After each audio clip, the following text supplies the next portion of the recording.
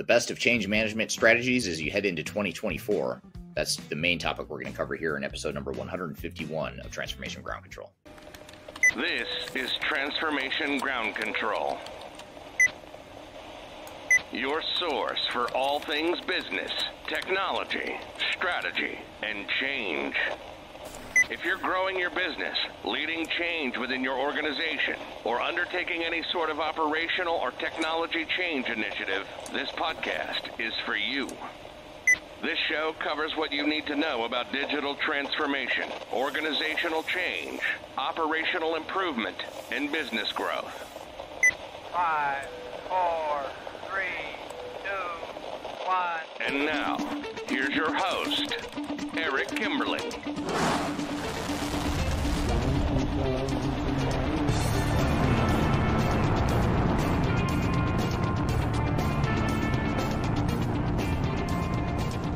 Hello, welcome to Transformation Ground Control, episode number 151. My name is Eric Kimberling here with Cheatham. This is the podcast that has everything to do with the digital transformation strategies that you need to know. We cover the strategy, people, process, and technology components of transformations here in this podcast. You can find new episodes at transformationgroundcontrol.com. And this podcast is produced by Major Tom Productions and sponsored by Third Stage Consulting. So thank you for being here today. And Kyler, thanks for joining again today, as always. Of course. I'm happy to be here. Thanks for having me. Yeah, it should be a great show. I'm excited for today's conversation. It's one of my favorite topics. I know it's one of yours too, Kyler. Change management. That's what we're going to really dive into today. Absolutely. The best of change management here in 2024. We're going to talk about, in our opening segment, we're going to take some audience questions about change management. We're also going to get into what is organizational change management and 6 change management trends to be aware of for 2024. So be sure to stick around for that opening segment to chat about those change-related topics. And then later, we're going to have Benton on the show, who's the Chief Strategy Officer of Third Stage Consulting. He's going to be on with me chatting about digital strategies for 2024, including the organizational change strategies that you need to be aware of and familiar with. But we're also going to go a little bit beyond just change management in that conversation. We'll talk about tech trends and things of that nature as well. And then later in the show, we'll have why change management is so difficult, as well as top 5 change strategies that you should be aware of, and also strategies to manage change resistance and behavioral change. So be sure to stick around for those conversations that we'll have here in today's action-packed episode. So all that being said, what are some of these questions you have in store for us, Kyler? Excellent. Well, let's get into those audience questions. Just a reminder, these are not just questions for Eric. They're questions for our full audience members here. So I encourage you to join the conversations in the comments. And as a reminder, each week, we do pull questions for Eric to ask him here live in each ground control episode. So be sure to definitely leave your comments, whether you're watching an audio platform or a visual platform. You can leave them wherever, and our team will collect them and bring them to Eric. So this question is actually from last week's episode. If you did not see the planning for ERP implementations in 2024 with AV from Avero, I highly recommend going back to last week's episode number 150 and looking at that. But this is a question that came in after the stream of that episode. So it says, how does a change management plan actually look? Like, are there particular types of documents that need to be prepared in this process? And how do we start with interviewing our employees? That's a great question. And yeah, there is a sort of a science to change strategies and plans. I think the first step and the first science, if you will, is to conduct an organizational readiness assessment. So ensuring that we are assessing the current culture and the environment, the pros and cons and the advantages and disadvantages of the current environment, along with the strengths and weaknesses, so that we can define a change management strategy and plan that fits who we are and who we're trying to become as an organization. So in order to do that change readiness assessment, there's 2 things we do. One is typically an anonymous survey that we do online that asks a bunch of quantitative questions to really help us gauge and measure different components of the organization's culture and the communication style, leadership style, all these different things that will help us figure out what's going to work to our advantage in a transformation and a change initiative, and what's going to be a potential disadvantage that we need to address as part of our change strategy. So that anonymous survey is step 1, and that's sort of the quantitative piece of it. And then step 2 within that first bucket of change assessment is the qualitative focus groups. So this is where we start to interview in small groups, different qualitative understandings of what the culture is and how the organization is evolving. And then, of course, you want to, within that, also look at the executive level, what direction does the executive team want to take the organization? And so then once we have a good understanding of what that direction is, then we can assess the organization in that context using that organizational assessment, the two-prong approach I just mentioned. So that's the first step, is doing that upfront assessment. And once you've done that assessment, then even though that's a very structured process, then it becomes more flexible, or the plan becomes more tailored depending on what comes out of the change assessment. So I'd say, that's probably the best way to get started, is do the assessment, and then that outputs from that exercise will then inform how that change strategy should look, what it should look like, what the areas of focus are, how we're going to deploy resources to address those change issues, all that good stuff. Absolutely. And if you have more questions about kind of those tangible deliverables, we have a variety of different resources on our YouTube channel that not only goes from our keynotes at previous stratospheres to a variety of other change management metrics. So that can be kind of tricky to look at the KPIs for your organization and the deliverables, especially when you're working with a change practitioner that's not internal to your organization. You really want to make sure that you're in the know and understand what that looks like. So thank you so much for that question. I will turn to the comments just to kind of look at what are the change management deliverables that you often see within your organization or have experience around. So let us know in the comments there. But let's move to our next question that actually goes into partners. So this one says, Eric, I have our project, I guess, it has a change management plan. However, our partners aren't aligned to the importance of that plan. How do we make them see that we want to make change management a main priority, not just technical implementation? That's a really good question. And in fact, I don't know that anyone's ever asked that question before, because a lot of times as consultants, we try to proactively preempt that problem by getting ahead of it, when we're helping our clients. But this is a very intuitive question, because they clearly see the need for change management, and their partners clearly don't see it the same way. So I think that the short answer, and at the risk of oversimplifying my answer, I'd say that first of all, you have to recognize it's your project. I mean, the partners are there to support you in your initiative. It's not the partner's project, and they may have the way they want to do it. They have their areas of focus. They have their strengths, the things they want to keep the project focus on. But the way I'd view it is, view it as a project that needs a general contractor. To use a construction analogy, you need the general contractor to manage the partners. And one of the work streams that you're probably going to manage amongst the partners and the different work streams is going to be change management.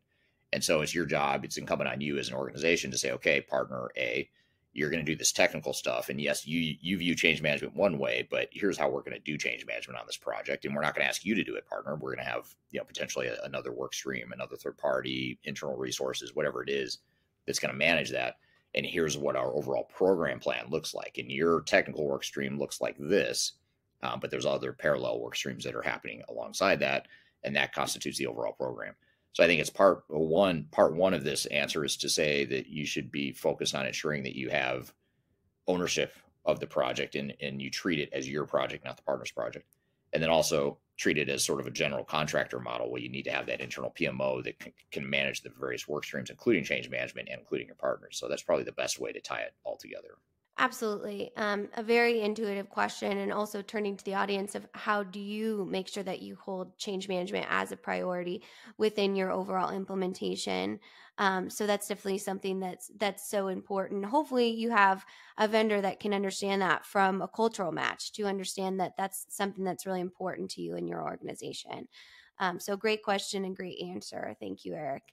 So let's talk a little bit about the different approaches when it comes to implementation. If you missed our best of implementation planning for 2024, go back to last week's episode. That's a great one to kind of get into the overall tactical approach to optimizing a successful technology implementation within your organization. This question actually takes that a step further, that says sometimes that hybrid approach of waterfall and agile, they actually called it Wagile, which I love, helps in overcoming risk. But is there more risk when it comes to an agile approach for change management failure? That's a good question. So in other words, let me think through this out loud. So is there a higher degree of change failure when it relates to Agile? Is that the question? Yeah, if you take an agile approach, are you Okay. more likely to fail at your change management strategies? Yeah, so what I'd say there is that you could be more likely to fail. I don't want to give it an absolute yes, you're more likely. I mean, it could. I would say yes, probably. You're probably more likely to fail, or you're at the very least you're more likely to have change issues. Partly because when you go through an agile approach, a lot of times that end state isn't as clearly defined. And I'm generalizing here. This isn't true of all agile implementations, but oftentimes when you go through an agile deployment, you haven't clearly defined what the end state is because you've sort of foregone some of that waterfall upfront activity that typically happens in a waterfall project.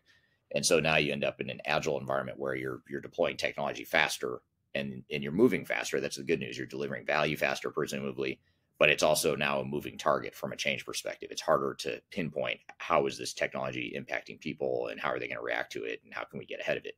So it turns into more of a reactive change management effort instead of a proactive a planned change effort. So in other words, there's more chaos. You're sort of putting out fires from an organizational change perspective, and that's sort of the dark side of Agile that a lot of industry peers don't want to talk about, because Agile is sort of the movement. It's the trend. It's where most of the software vendors are moving. At the very least, they're moving towards a hybrid model of using elements of Agile, which is okay in moderation, but you have to recognize it's harder to get ahead of the change from a change management perspective when you're in an agile environment. Yeah, so it sounds like there might need to be quite a bit of governance around how do you implement change, how do you monitor it throughout the implementation if that is the approach that's right for your organization. Yeah, absolutely. So Eric, this is a question about project management and supply chain.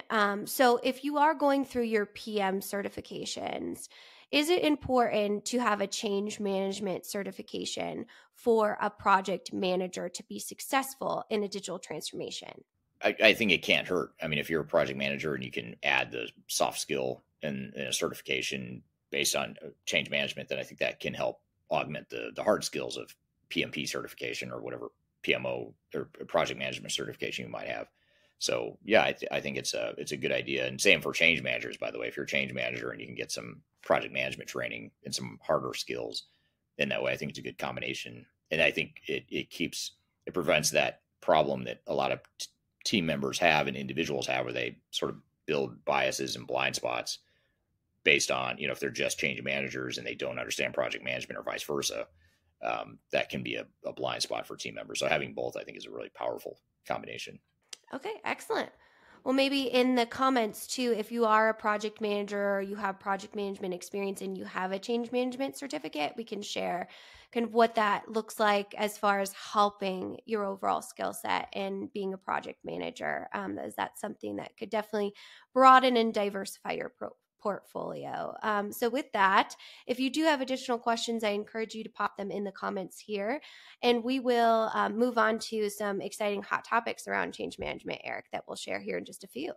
All right. Well, thanks for those questions, Kyler, and to the audience. Those are really good questions and super interesting and obviously relevant to change management. So thanks for the great audience questions there. We're going to continue this thread of change management in our best of change management episode. We're going to, after a break, we're going to take a quick break here. We're going to come back to what is change management and why is it so important. We're also going to talk about 6 change management trends to be aware of in 2024 and beyond.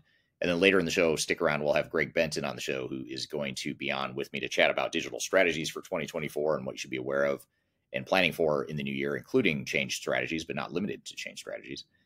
So we'll continue in the change management thread and get outside the bounds of change management as well here in a few minutes. And then last but not least, later in the show, we'll play you some video clips related to change management, further clips related to change management. We'll talk about why change is so difficult, top 5 change strategies, and strategies to manage change resistance. All that coming up later in the show. So be sure to stick around. We're going to take a quick break. We'll be right back with more Transformation Ground Control.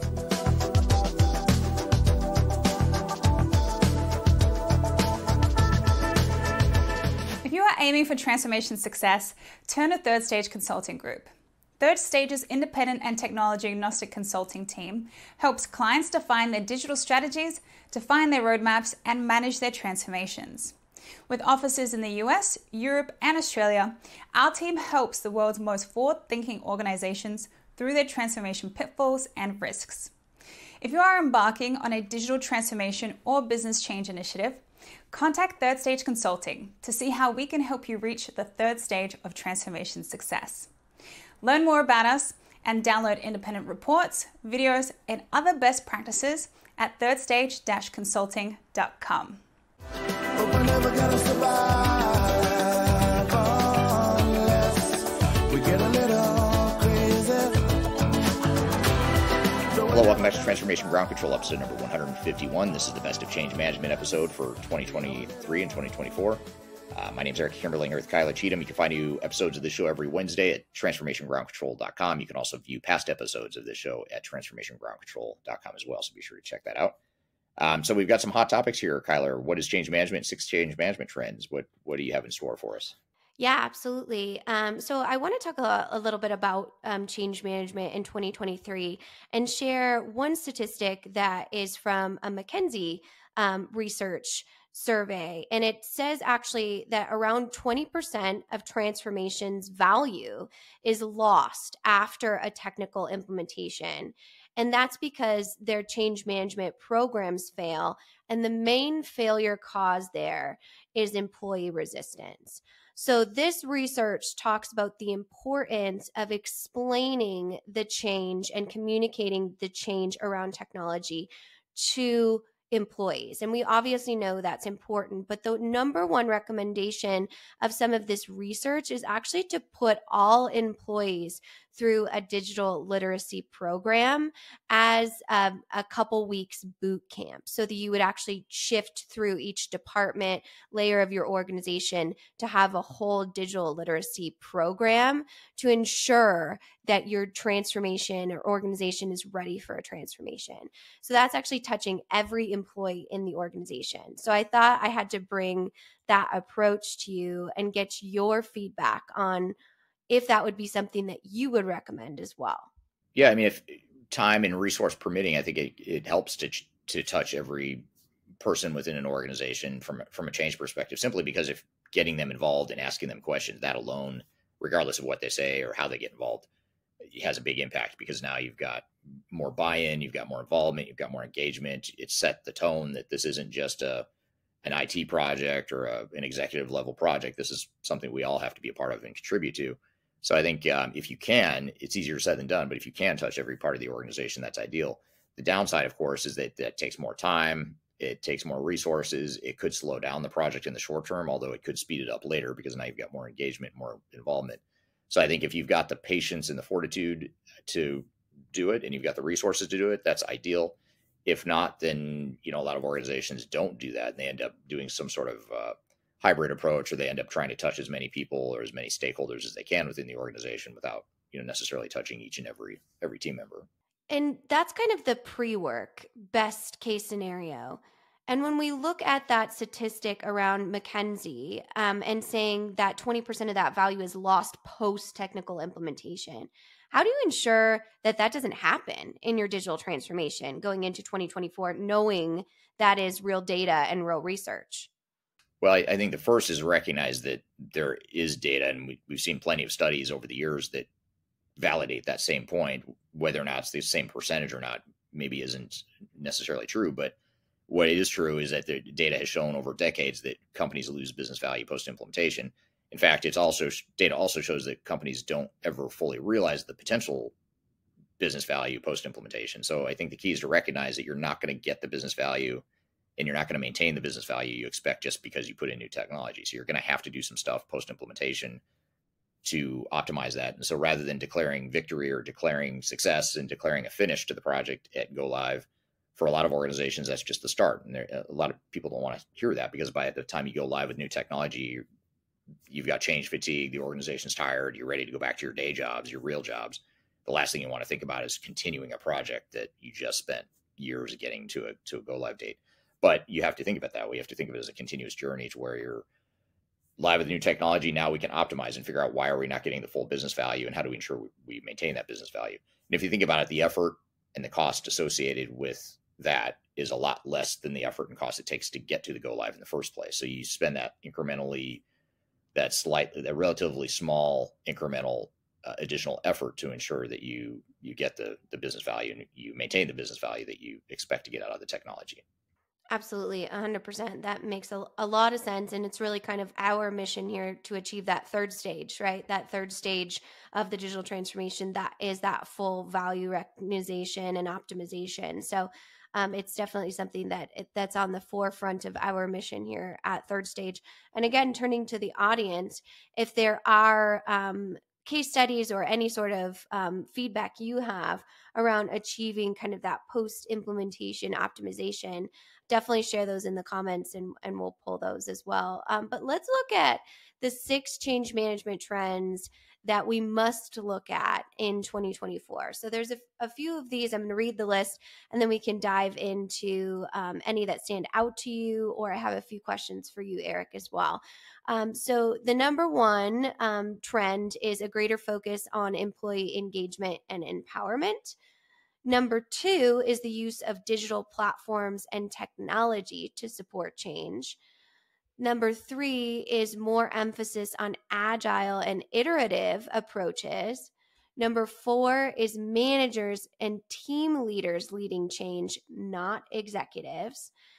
Number 5 is more data-driven approaches to change management, like we talked about a little bit in our audience questions. And then also number 6 is humanizing change and integrating it into the full company culture, not just for a digital transformation. So of those 6, do any stand out to you, Eric, as especially important in moving into 2024? Well, I think the digital platform for adoption is interesting in using that more of that tech-enabled approach to change. That's certainly one that I'm not used to hearing in these sorts of lists. So that's probably the one that jumps out the most, because I think there are opportunities to use technology to enable changes and also to help change teams scale the content production, the training, just the overall materials and user adoption, especially from that perspective. There's a lot of opportunities to use technology to do that. That's great to see kind of that trending into utilizing, actually leaning on technology and the emergence of kind of those niche change management systems, or the integration of project systems having those change management functions. Curious to kind of turn to the audience to see if you've had any experience with change management technology or your reactions to that trends list. Definitely want to hear what your top trend is for change management moving into 2024. Okay, well, good stuff. Those are really good hot topics for change management, and certainly relevant to the thread and the theme for today. And look forward to transitioning here, and as you mentioned, into the conversation with Greg Benton, who's our Chief Strategy Officer here at Third Stage, to talk about digital strategies for 2024. So we're gonna get to that here in just a minute. We're going to take a quick break. We'll come back with Greg Benton, and then later in the show, we'll have some discussion around why change management is so difficult, top 5 change strategies for 2024, and also strategies to manage change resistance and behavioral change. So we've got a lot more to cover. We're going to take a quick break. We'll be right back with more Transformation Ground Control. Just tell me what you've got to say to me. I've been waiting for so long to hear. Hi, my name is Eric Kimberling. I'm your host here on Transformation Ground Control. And if you haven't already, I want to invite you to buy my new book. It's called The Final Countdown: Strategies to Reach the Third Stage of Digital Transformation. It's my first book. I'm very proud of it. I love this book, and it was my attempt to create a summary and a playbook for what it takes to be successful in defining a digital strategy and a roadmap for your organization. So there's a lot of things we can cover when we talk about digital transformation. We talk about a lot of stuff on this show, but I wanted to condense it into a readable, sort of a sequential format that made it easy to help define a digital strategy for project teams that is unique to your organization, unique to your goals and objectives. So really hope you'll read it. I hope you enjoy it. Again, it's called The Final Countdown. You can read that book by scanning the QR code right here in front of you, or you can go to thefinalcountdown.com. Again, it's been an Amazon bestseller since it came out, so I encourage you to check it out, and love to hear your views and your comments on it too. So The Final Countdown, my new book, you can go to thefinalcountdown.com or scan the QR code in front of you. Hope you enjoy, and we'll see you soon.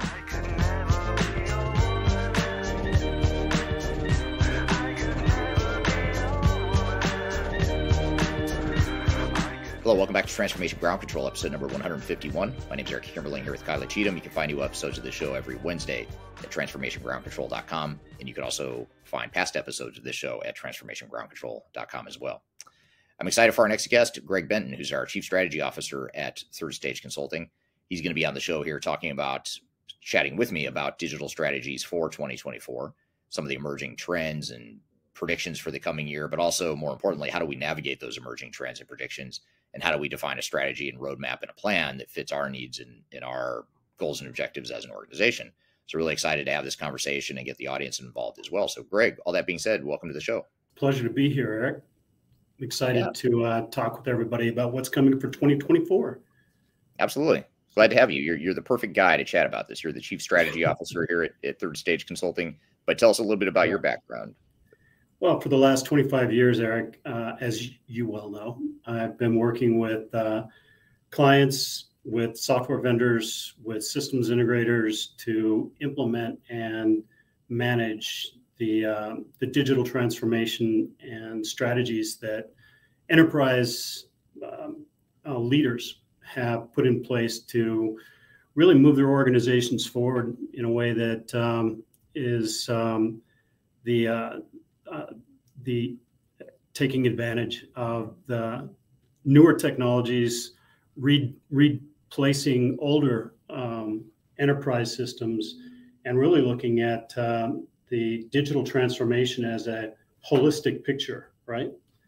And equipping our third stage consultants and directors and so forth with the tools and the understanding of the marketplace and the environment, and making sure that they are able to help our clients with their digital strategies going forward as well. Right. Yeah. Good background. You have a broad exposure, not only in your past career and leading up to your time at Third Stage, but even just here at Third Stage, you've had a lot of exposure to a lot of different clients, a lot of different industries, a lot of different technology platforms. You've seen a lot of the emerging technologies and evolutions of technology here over the last many years. So that's why you're the perfect guy to have this conversation with here today. And before we jump into a couple questions I have to get us started, and again, we're going to turn to the audience to get their questions as they come in here. But before I get to my questions to start, I wanted to just sort of acknowledge where people are joining from here today. Thank you for dropping in the chat where everyone is. We have someone from Johannesburg, South Africa, India, Spain, Melbourne, Chicago, Istanbul, France, Colorado, India, San Diego, Texas, really all over the world. So thank you everyone for being here today. And it's fun. Pretty amazing. It is. Yeah, you get a global group of people like this, like-minded people trying to talk about and predict what might happen in the future, which is always fun, right? So that's what we do. That's what we do. But before we talk about 2024, if we sort of look at the year in review here, if we just look at 2023, what are there any technology or digital transformation trends that most surprised you in the last year, or things that excited you or surprised you along the way? That's a great question. There were one thing that surprised me is that it's already 2024. So right. 2023 is gone, right?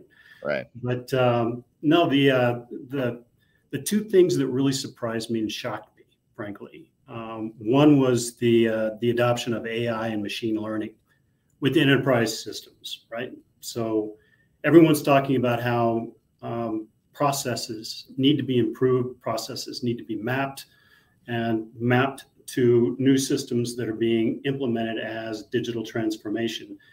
And AI and machine learning are going to accelerate that process for anyone that's looking to make a change, right?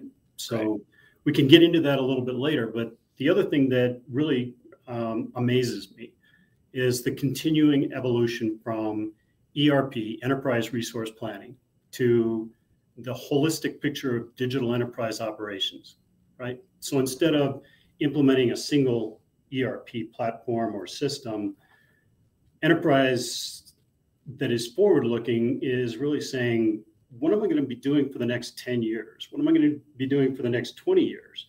And how are my existing and legacy systems going to interlace with that new platform that I'm needing to put in place to stay relevant, competitive, accomplish the mission that my organization has? I mean, that evolution to digital enterprise, or DEO, has really accelerated over the last year. Yeah, and what it seems to be doing is opening up a bunch of alternatives and options for organizations. It's giving more options to choose from. So in other words, they don't have to just go down the route of a traditional ERP system or traditional enterprise technology. They can use interoperability and digital enterprise operations approach to sort of find the best technologies that work best for them, maybe even pull in some of their legacy systems that they can't replace for whatever reason right away. It gives you a lot of different options and paths you can go down. What about, here's an interesting question from Kyler on LinkedIn that I thought would be interesting to jump into. She asked, what is an underrated digital strategy that you wish organizations prioritized? Or an unrated digital strategy, I guess is what she said. Underrated? It says unrated. Maybe she does mean underrated. Let's go with underrated. I think that's what she meant.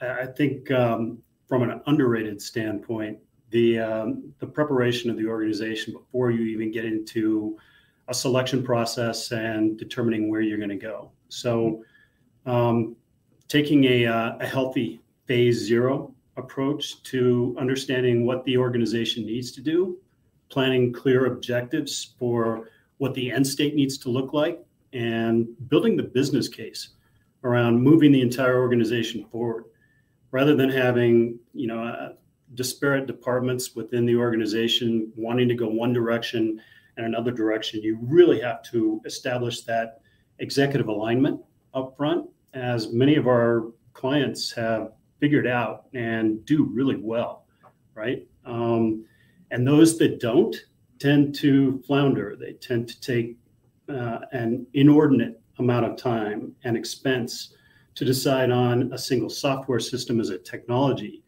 and not really looking at the people and process part of that whole equation, right? Yeah. And that's what I think is underrated, is the preparation of the organization. What do you see in that, Eric? Does it line up with you? Yeah, I would agree with that. I mean, the phase zero implementation planning and really just the whole exercise of clearly defining what it is you want to be when you grow up as an organization is something that a lot of organizations just overlook. And they sort of jump past that and say, well, let's just go find some technology and then that'll help us figure out what we want to be when we grow up. But it's sort of a chicken and the egg sort of problem, where if you don't have a clear vision of what your future state operating model is, or what you want your organization to look like, and what, how exactly you want to standardize business processes or things like that, those are big decisions, right? And those are big rocks you need to move and figure out how to define that, so that you can find the technology and define the roadmap that best fits that. And so I think I totally agree with that. And I might add a second one, or maybe a close second, would be the change management. Change management is always underrated. It feels like just not enough focus on the human adoption and the people part of the equation. Oh, absolutely. Yeah. And I think that underrating of the people side of the equation is what leads to incredible expense. The organization gets weary of long and very, very complicated implementation processes. And without that upfront planning and making sure that you've got project teams that are going to be dedicated to the implementation all the way through, and that you're managing both sides of the implementation, both the systems integrators as well as your own people, that change just doesn't happen. The adoption doesn't become complete, right? So yeah, organizational change is definitely a big part of that. Yeah, totally agree. Here's a interesting comment from LinkedIn. I don't see who said this, but someone on LinkedIn said, I would like to redefine digital enterprise operations to digital enterprise optimization. So what are your thoughts on that? Hey, is that a valid point? I like that. It's still DEO, right? Right. It's never enough acronyms in this industry. There you go. Our business does not have enough acronyms. I mean, TMI. Right. We're here with Greg Benton chatting about digital strategies for 2024 and beyond. We've got a lot more to cover. We're going to take a quick break. We'll be back with more Transformation.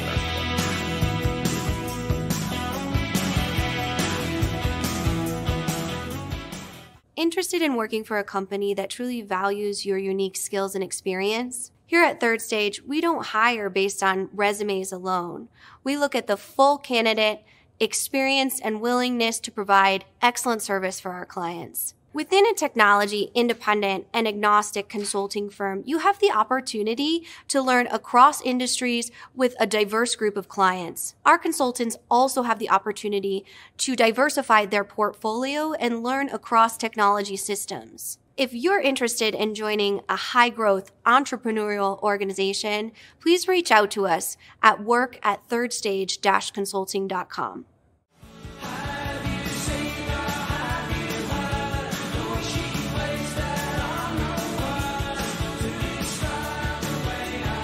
Hello, welcome back to Transformation Ground Control, episode number 151. My name is Eric Kimberling here with Kyler Cheatham.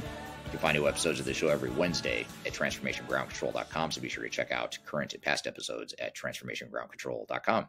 I'm here with Greg Benton talking about digital strategies for 2024 and beyond. Let's jump back into the conversation. Here's an interesting comment from Ghassan on LinkedIn as well. He says, focusing resources on AI utilization to cut down on resources being replaced by AI. So, that's interesting. Interesting comment. Love to hear from Ghassan.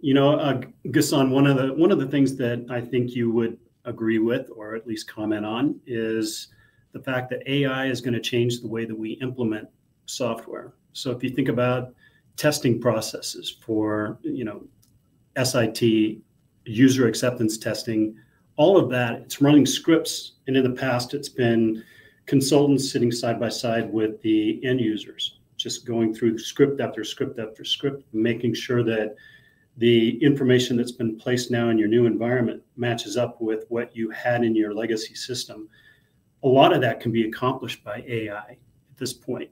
Running scripts is, something that instead of taking months, taking days to do that testing process. So that's going to speed and I think remove a lot of the risk in the testing process that goes into implementation. Right. Yeah. Totally agree. And then Ghassan has a follow-up comment here that Chief AI Officer will be AI. Chief AI Officer will be AI. So another acronym, CAI. Right. Who is not a real person. CAIO. There we go.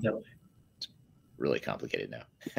Here's interesting from Jill on LinkedIn. Jill says, what's your perspective on organizations implementing the return to office mandates and the impacts on digital transformation, whether good or bad? What do you think? I think that, one of the things that we're seeing is with implementations, we became very accustomed to doing everything remotely. And we became good at it, right? So Teams meetings, instead of having an all-day demo or an all-day test session or training sessions, were all conducted remotely. A lot of our implementation clients right now that are going through this under our program management or their own program management are finding that it's difficult to get people to come back into the office, but the results that they achieve with that, kind of side-by-side knowledge transfer in training classes and everything that goes on with regard to planning, that upfront executive alignment takes in-person meetings, not team meetings, not Zoom meetings, but it is difficult to get people to come back in, especially the people that are participating on the project team. So I think we're just going to see a move to get people into the office, especially when it comes to the whole implementation process and going forward. Yeah. It was fascinating to see right at the beginning of COVID, the organizations that struggled to go through the implementations with that remote approach. And I know it could be done. We saw clients do it. Some were more successful than others. But when you think about it, you think about a manufacturing environment, for example, trying to visualize and work through how a manufacturing shop floor is going to be automated or be changed by digital transformation. That's hard to do over a Zoom call, versus actually being out on the shop floor or being in the office. It's impossible. Yeah.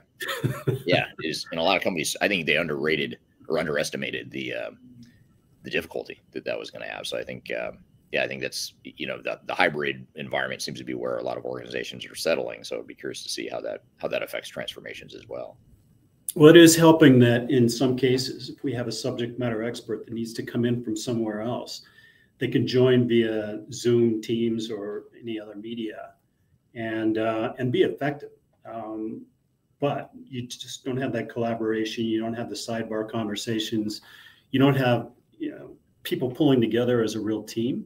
Mm-hmm. Again, getting back to that change management, it's really difficult if you don't have people sitting side by side. Yeah. Yeah. Totally agree. Yeah. We didn't even talk about that. That change management piece is very difficult in a 100% remote environment. Not that everything has to be necessarily classroom-based training, of course, but just being able to work side by side with colleagues and change managers and people that are actually there to help enable the changes, I think is really important. That was a great point. That was a great point. What about when you look to 2024, or as we look to 2024, organizations that we're working with, we're helping them with their digital strategies, defining the roadmaps for 24 and beyond. What are some of the trends you're most excited about that we haven't already talked about? There are a number of things that are happening. One of those is people coming back to the office. So we just touched on that. But no, I'm seeing that that move toward digital enterprise operations, toward the whole picture, instead of looking at kind of the micro set of I need to replace a piece of technology or making a change for technology's sake. One department decides that they're going to make a move into a software application set, and everybody else is not moving along with that. I think that's changed. There's a lot more visibility across the organization for people needing to make change, and also the advent of AI and machine learning in mapping processes that you're going to improve, or digital enterprise optimization that's going forward. All of those tools coming to bear right now, along with the full move toward cloud and increasing time to value for the large software vendors, the ERP software vendors, is all coming together in a perfect storm in 2024. So I think there's going to be a lot of movement toward setting up your plan for the next 10, 20 years with partners that are going to be able to flexibly change with the new technologies and the interoperability of systems so that you can go forward smoothly rather than having to stall out, start again. And, that's an expensive proposition that nobody wants to go through. Right. Yeah, absolutely. Makes total sense. One other trend or potential trend that Ghassan mentions here on LinkedIn is the increase of iPaaS, platform as a service. What are your thoughts on platform as a service, or just software platforms in general as a potential trend? Well, I think that, for instance, on the interoperability platforms like Palantir, like a Snowflake, the opportunity to get an immediate time to value in terms of setting something up so that analytics and data management can be accomplished across an entire enterprise with even disparate systems, and bringing that into a single corporate instance that then can be managed as a single source of the truth. I think that's the promise of some of the iPaaS platforms that are out there. What do you see on that? You've actually addressed that in a couple of your recent podcasts. So, yeah, there's I think there's something to be said for the platform movement. As far as, in other words, not just choosing an application to automate your business, but instead choosing a platform that applications can be built on, or that you can choose from within that ecosystem of the platform. Legos. Yeah. So it's sort of like the interoperability model in some ways, but different. I mean, the interoperability is more focused on tying together multiple systems, maybe across platforms, whereas the platform as a service, or the platform model, is more focused on, let's go find a platform to build those Legos and build or buy, or both, a bunch of different technologies that we can layer on. So a lot of times, if you think about, for example, Salesforce and their Force platform, people think of Salesforce as a CRM provider, but really it's a platform. There's a platform within that there's a bunch of third-party apps that you can use with or without Salesforce CRM. You could, use Rootstock for manufacturing, or use, other options out there for different functions that are not related to Salesforce or CRM. Even you look at NetSuite, for example. NetSuite and Infor, I know, are two vendors that are sort of moving in that direction of more of a platform. Like, how do we engage with third-party developers to create different apps on our platform? And so it's, I think a lot of vendors are going that direction too. So they're recognizing that, yes, we have this core application that we want to sell, but we also have a whole platform that we can use to create other options for enterprises. And I think the good news in all this, it just creates, I guess it's good news and bad news, creates a lot more options for organizations. I feel like now they have a lot more options than they ever had in the past. So even more reason to have a solid digital strategy and roadmap and understanding of what it is you're trying to get at.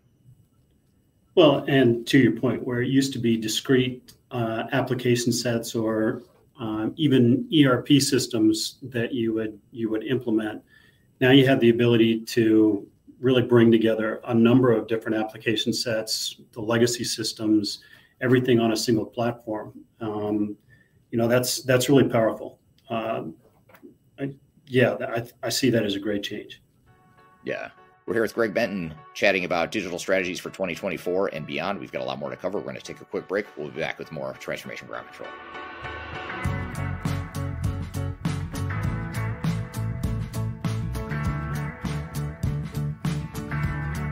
I'm excited to share our newly released 2024 Digital Enterprise Operations Report.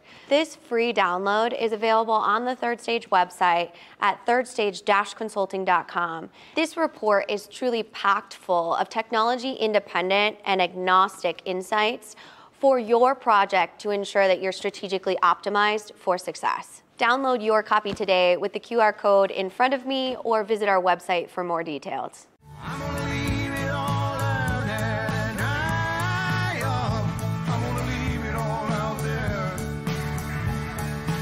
Hello, welcome back to Transformation Ground Control, episode number 151. My name is Eric Kimberling here with Cheatham. You can find new episodes of the show every Wednesday at transformationgroundcontrol.com, so be sure to check out current and past episodes at transformationgroundcontrol.com. I'm here with Greg Benton talking about digital strategies for 2024 and beyond. Let's jump back into the conversation. Follow-up question from Reem on LinkedIn. Reem says, I'd like you to expand on the point about going from ERP to digital enterprise operations. Many companies feel obligated to upgrade their current ERP. These are huge investments, and they see that as the only way forward. And I guess I would add to that too, especially when you look at these sunset strategies that software vendors are deploying to say you need to get off this old legacy system by 2025 or 2027, whatever the year is, depending on the vendor. So I guess the question is, do you have more, how do you navigate this whole concept of digital enterprise operations within the context of forced ERP upgrades?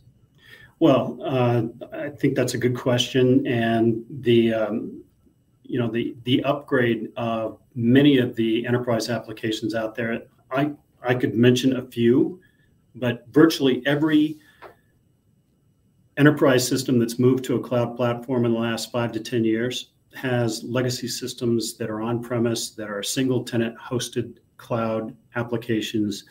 And an upgrade is really a misnomer in many of those cases.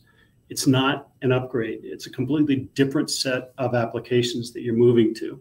Yeah. So where we talk about an upgrade, that's a very clean way of saying we're going to migrate from our old applications to our new applications. The problem with that is it's a lift and shift that doesn't take into account the fact that you're moving to a completely different operating system substrate. You're moving to, in many cases, a completely different set of applications that is cloud-based instead of on-premise or single tenant. So you don't have the control or the customization capability that you had before. Moving those customizations into a new system is not an upgrade.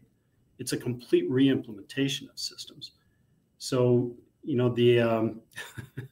that's where I think I make my stand, is the upgrade of old legacy systems on the enterprise side is not truly an upgrade. It truly is a re-implementation or an implementation of new systems. So why not go out and take a look at what is going to sustain us as a business, as an organization for the next 10, 20 years, rather than let's upgrade our old system, take our old processes, move them into the new system. We have an equation for that, right? It's old processes and new technology equals expensive old processes.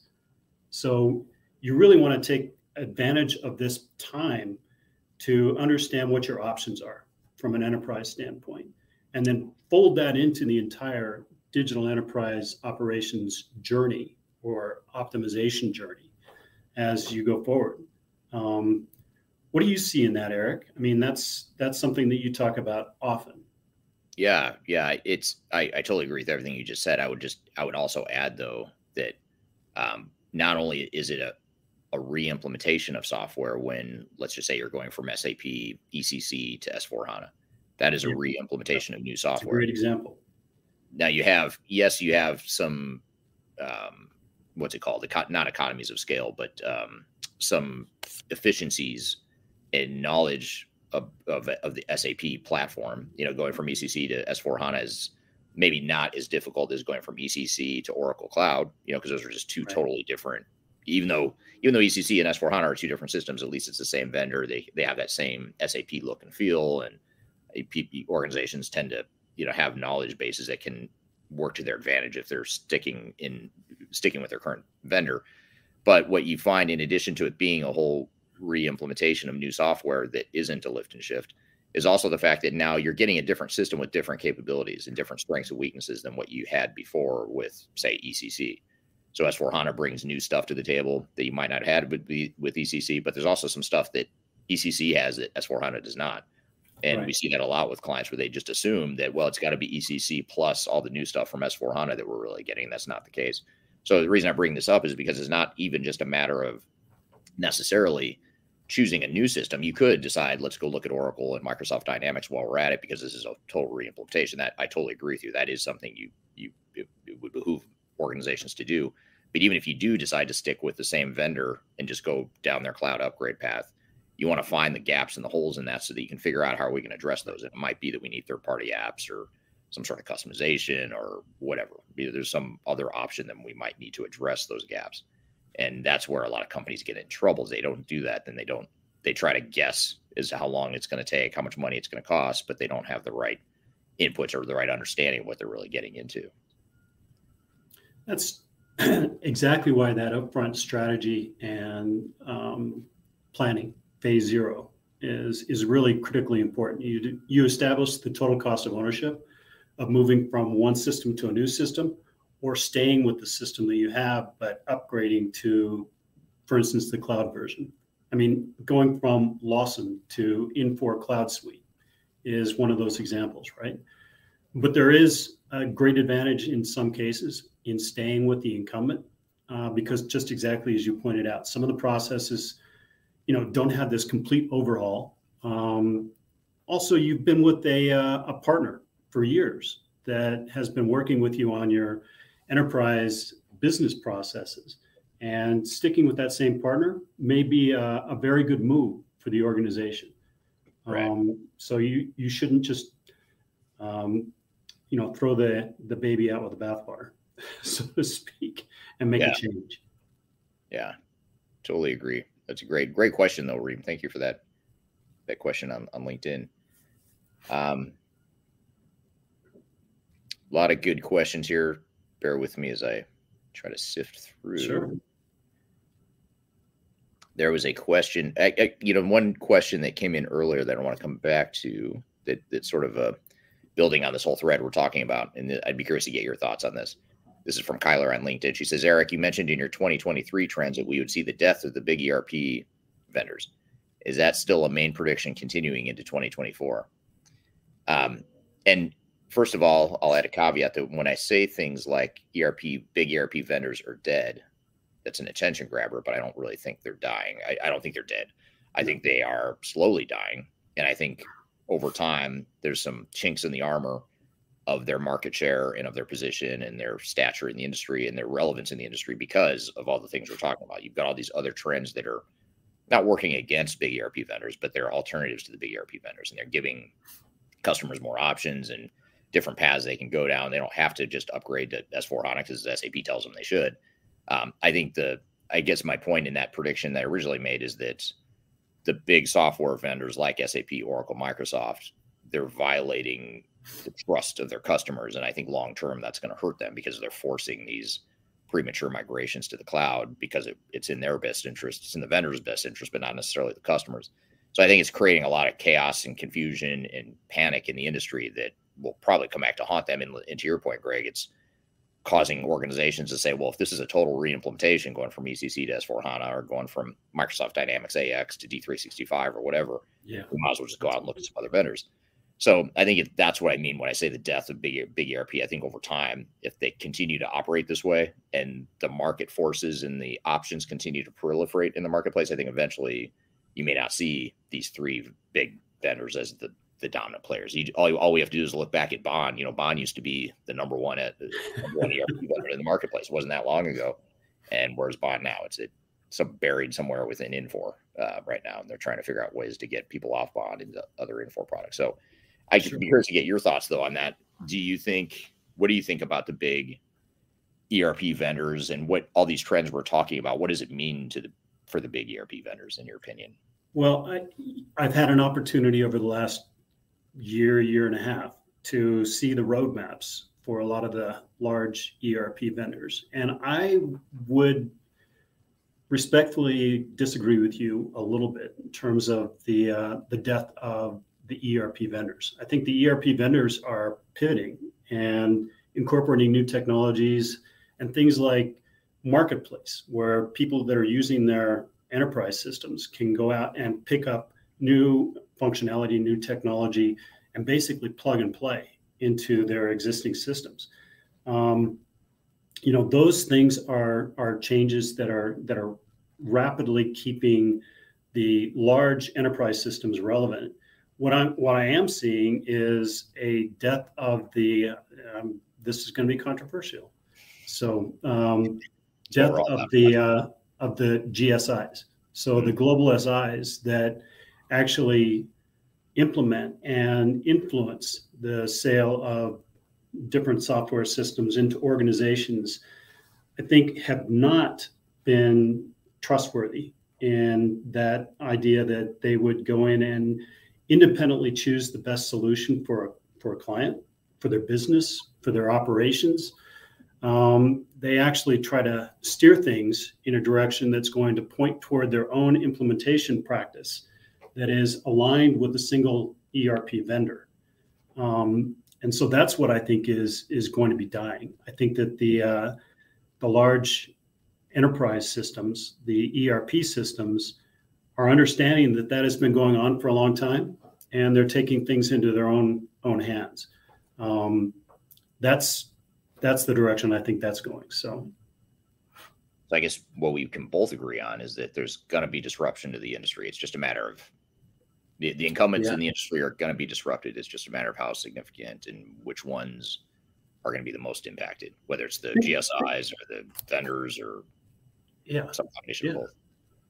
Well, think about this, Eric. I mean, as everyone is looking at new technologies, they're looking at changing things for their people, for their processes. We're coming out of COVID. People are coming back into the office. Things are changing with the way that people operate systems and support systems ongoing, right? As all of that change is happening, everyone's needing to get with that change in one way or another. So very disruptive. My business, in order to keep up with the business down the street, it's got to automate a lot of the processes that we currently have. We've got to update everything that we've got from a security standpoint, from an enterprise operations standpoint, from an analytics and data standpoint. And where are the resources going to come from to be able to accomplish all of those implementations, all of that change? Some of it can be absorbed by AI, making processes, much more rapid from an implementation standpoint, from the testing standpoint that we talked about, and testing automation. But you're still going to have consultants, and you're going to want the A team to be working on your implementation, right? Yeah. So it comes back to that whole planning process. If you're not planning now for the change that's going to be happening in 2024, getting back to our original point, you're going to be way behind. So that's what I see as just, again, the perfect storm in 2024. It's going to be a lack of resources to do things, a lack of understanding about what's coming next, and a big demand for people to move off of old legacy systems onto new technology and get their people to change and come along with that new technology. Yeah. Yeah. Great point. And here's just a follow-up comment, sort of validating or agreeing with what you and I talked about. This is from LinkedIn. The LinkedIn person says, I agree, old wine in a new bottle, but integrating legacy application to the new system, even if you just mentioned SAP ECC to S4HANA, current implementation partners here in India say that the new S4HANA is a complete new setup. So sort of agreeing that S4HANA is not just a re-implementation, or it's not just an upgrade of ECC. It's a completely new setup, which is part of the appeal of S4HANA. Is a totally different product. It's cloud-based. It's built on the HANA platform, et cetera, et cetera. So there are upsides. It's not just that SAP decided just to change everything for the fun of it. They are doing this as an improvement. But so that's the good news. The bad news is it's not as simple as it may sound. We're here with Greg Benton chatting about digital strategies for 2024 and beyond. We've got a lot more to cover. We're going to take a quick break. We'll be back with more Transformation Ground Control. When I wake up, well, I know I'm gonna be the man who wakes up next to you. When I go out. If you are aiming for transformation success, turn to Third Stage Consulting Group. Third Stage's independent and technology agnostic consulting team helps clients define their digital strategies, define their roadmaps, and manage their transformations. With offices in the US, Europe, and Australia, our team helps the world's most forward-thinking organizations through their transformation pitfalls and risks. If you are embarking on a digital transformation or business change initiative, contact Third Stage Consulting to see how we can help you reach the third stage of transformation success. Learn more about us and download independent reports, videos, and other best practices at thirdstageconsulting.com.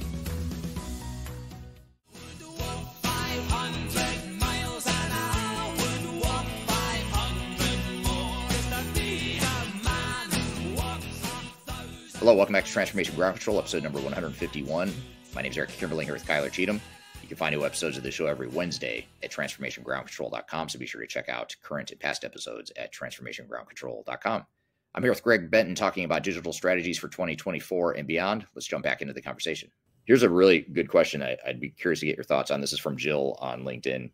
Jill says, do you see executives more aligned or less aligned traditionally with how orgs prioritize digital transformation initiatives? Actually, that is a great point. And I see executives in many of the organizations that we work with much more aligned than they used to be. They have to be. People have come to understand that IT initiatives are not led just strictly by the CIO and the IT department and, a few department heads. It actually has to be within the entire organization moving forward.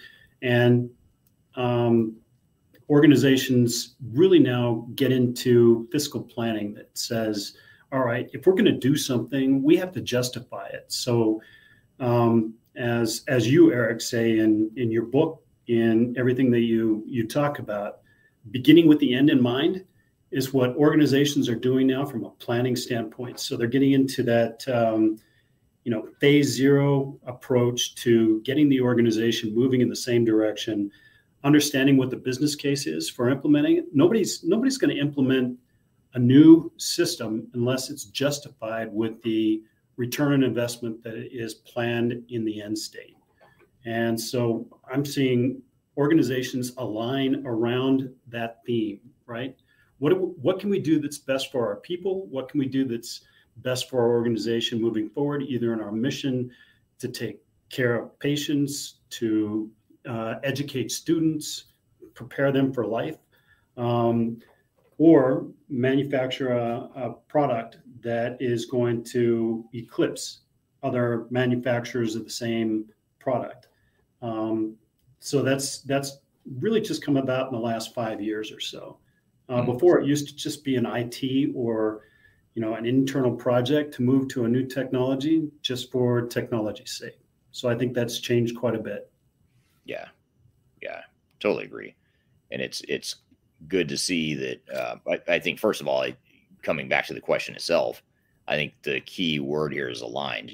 Are executives aligned, and how have they prioritized this transformation initiative? Those are two really important points. They're worth noting, because you want to make sure that the organization as a whole is aligned, beginning with executives, but you also want to make sure the rest of the organization is aligned with what is this digital transformation mean to us? How important is it? What is it we want to accomplish out of it? How do we declare victory? How do we measure it? What's the business value we want? All that stuff, that's all part of that digital strategy and roadmap, that in that phase 0 planning that you've been talking about too. And hence the whole reason for this conversation. It's important to figure this stuff out and understand on the macro level what all the trends are happening in the background and in the big picture, but then honing in and saying, okay, there's all this stuff, there's all this noise in the industry, all this stuff happening. Let's pick and choose what is important to us and define that clearly define that roadmap and plan to go forward. I would also say it doesn't really matter where in your journey you are, whether you're at the very beginning or you're in midstream and you've been implementing for 2, 3, 4 years and suddenly realize that, wow, we're not on the verge of going live. We've got to do something, and we've got to change course. Getting the executives to align on what that course change needs to be is critically important. So executive alignment might be one of the primary things that dictates whether an organization is successful or not in their digital transformation, no matter where they are in that continuum. Yeah, I totally agree. Here, Gassan is on a roll, so I'm going to pull up another question from him. He's got a really good one here, or an interesting comment. I'd be curious to get your feedback on. Gassan, you always do. He's back. When Gassan isn't here, you notice it's not quite as active in the chat, but he's got a lot of quieter for sure. But Gassan says legacy systems are the root cause for resistance to change versus greenfield implementations. So companies should throw out legacies and start from scratch. And he puts a little smiley emoji there. So I think he's maybe half kidding. But what are your thoughts? I hope he's kidding. What are your thoughts though on this? Do we throw out our legacy systems and just start over? Is that a viable strategy for organizations? Because I think, even though he's kidding, or he seems to be kidding, a lot of organizations actually do think that. I mean, there are companies that come to us and say, yeah, let's just, like you said, throw the baby out with the bathwater because it's old, it's broken. We know we need new systems, so let's not worry about what we've got now. Let's go ahead and just jump to the future. What are the pros and cons there? I hope Gassan is kidding, because greenfield opportunities are few and far between. And the reason why is because there are a lot of aspects of the legacy systems that have to be continued. Not only do you have to continue the relationship with the software provider that you've been working with for years, that you're going to be continuing to pay a subscription to, or pay licensing and maintenance to over the next year to 2 years to 3 years that you're implementing the new technology. You also just you need to incorporate some of the things that you can't change right away. I think in some of the CAD systems that go along with manufacturing processes and engineer to order, a lot of the X-ray and digital systems that go along with healthcare, the enterprise, the EHR, or electronic health records that go along with the enterprise system that you're implementing. All of that has to be interoperable. It all has to be sequenced at the proper stage in your journey going forward. So as you're getting into digital transformation, you have to incorporate those things that are going to be brought along and consolidated, moved out, kept in place. And so that's why the whole picture of digital enterprise operations needs to incorporate, what are we going to keep? What are we going to change? What are we going to just completely, in Gassan's words, greenfield implement, right? So all of that has to be factored in. Right. Yeah. Makes total sense. Coming back to a comment you made early on, Greg, you talked early on in this conversation about generative AI or AI in general. This is from Reem on LinkedIn. Reem says, can we talk about AI/Gen AI readiness? What do companies need to have in place in order to use both of these technologies? Well, I don't know that they have to have a technology in place to adopt Gen AI. I think that that's being incorporated in a lot of the ERP systems. It's being incorporated in a lot of the platforms that we've been talking about. I don't think that anyone's going to be able to avoid using AI. I recently heard at a conference with the Pharmaceutical Sciences Group in Toronto that AI is being used to optimize processes within the healthcare environment that are really just a matter of being able to replace the kind of the motion studies that used to go on with how processes are conducted within an organization. And now they are being automated. You can place agents on desktops to see how people actually click through different application sets. And you can find that optimized way of performing any operation within an organization. So I don't think it's so much preparation as it is learning to adopt and change with the flow. As more and more AI becomes available to us and is used in different ways, we have to adjust to that. And I think that's going to be the biggest thing coming. Yeah, makes total sense. And then there's also the data consideration too, just making sure that these reams of data that your organization has accumulated over the years, that it's cleaned up, that it's relevant, that it can actually be used for AI and Gen AI purposes. I think that's a prerequisite as well, as just making sure that the data piece of it has been addressed. And that's true whether you're going with an AI model or analytics or even just business intelligence and reporting, more fundamental business intelligence and reporting. You need those strong data inputs as well. Eric, are you getting back to that whole phase zero and data cleansing discussion? I'm teeing it up for you. Yes. Yeah. It's funny. We just keep coming back to that. You do that phase zero strategy, roadmap, plan, all that stuff up front. It's not going to solve all your problems, but it's going to help you work through some of these things. So for example, if you're going down the path of AI, the data and some of the things you talked about as well, these things are going to be major activities within that roadmap, and you can start to lay out and figure out how you're going to go about that. Right. So what, if we look to risks, what do you think the biggest risks are that organizations will face in their transformations in 2024? Maybe that might be different or more risky, than in years past.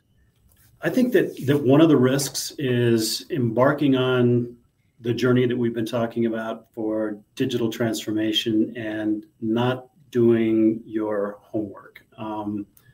Homework's, that's not even the right term, where people are making decisions to work with a certain platform provider or a software vendor.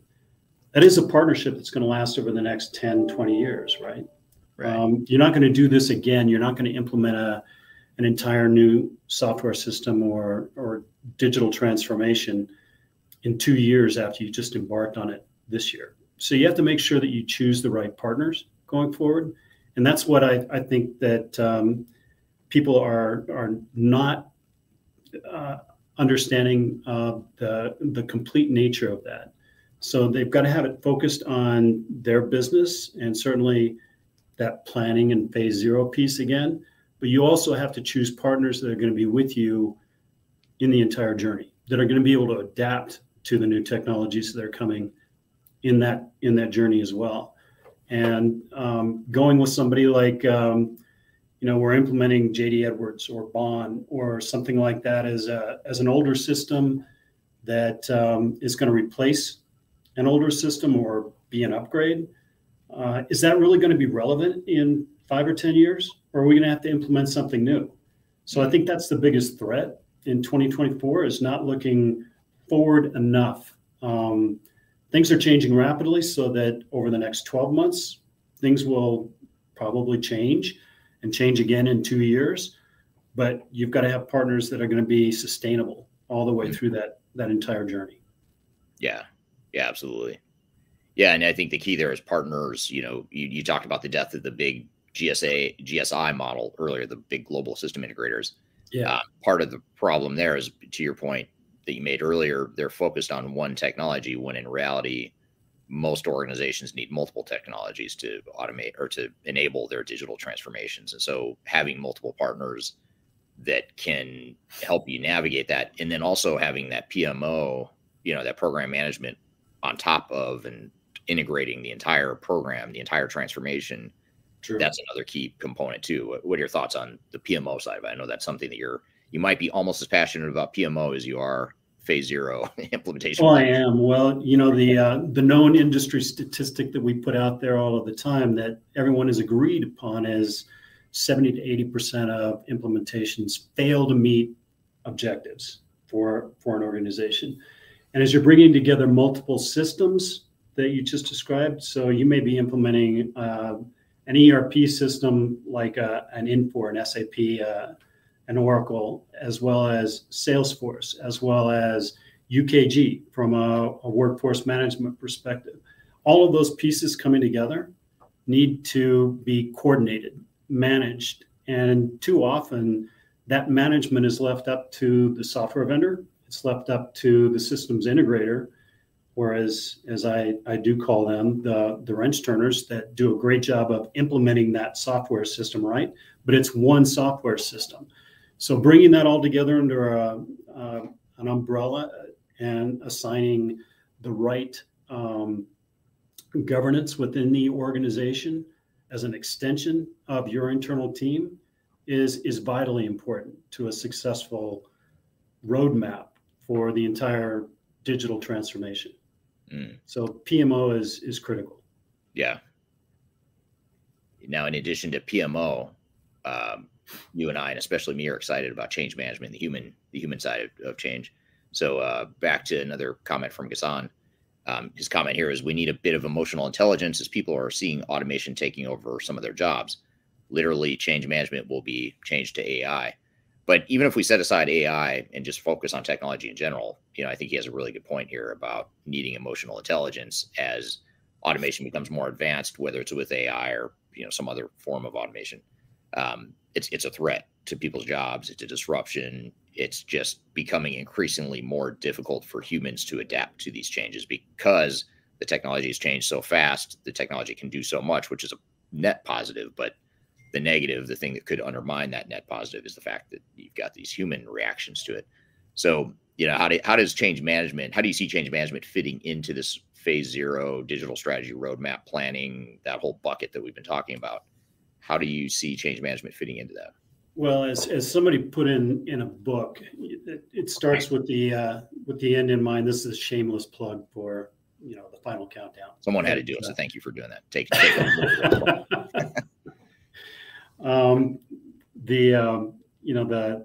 The way that people need to look at this is organizational change doesn't start when you've got the implementation in place and you're about to go live and you're taking everyone through training. Organizational change starts from the very beginning. So it's the preparedness of the organization to move into something new.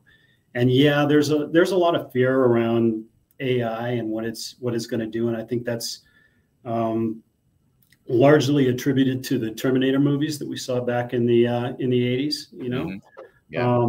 But I think it's going to help things. I think it's going to improve processes. And when we see people, hundreds of people in a meeting talking about where the organization is going, what their mission is, how we're going to embark on this implementation of a new technology for the organization. And we see this quite a bit in kickoff meetings, right? The organizational change has to happen with communication. This is not you losing your job or taking anything away from you. It's making your job better. It's simpler. It's more streamlined. So, that intelligence piece of this, you have to connect with what people are doing in their day jobs and make sure that they understand that this is being put in place so that you are better at your job, so that things are going to be simpler, easier, and it's going to be rainbows and sunshine all the way through. Not quite that rosy, but we do have to start with that end in mind. And this is what you're going to get as a reward when we get through all of this, and then get everyone aligned with making that move from the very beginning. Yeah. Yeah. And it's easy to fall into the trap of thinking that's not going to be difficult, because when we're talking about phase 0, implementation planning, defining a strategy and roadmap, that's when you're sort of the most optimistic as a team in an organization, not because you want to lose that optimism, but because that's where you see the possibilities, you get excited about the possibilities, you get some clarity around how we're going to move off of our broken, outdated systems onto something new. So that's when the excitement is generally the highest. So it's easy to overlook the change management piece and say, well, everyone's excited. I don't know what the problem is. People aren't going to resist this. They're excited. But then the problem is inevitably, when you get into the reality of what the changes mean, that's when organizations start to push back and people start to freak out and have negative reactions that undermine the excitement that was original. So I think you have to sort of anticipate that people are going to become somewhat of a buzzkill, if you will. At some point, they're going to become and that's a technical term that we use in the industry, the buzzkill thing.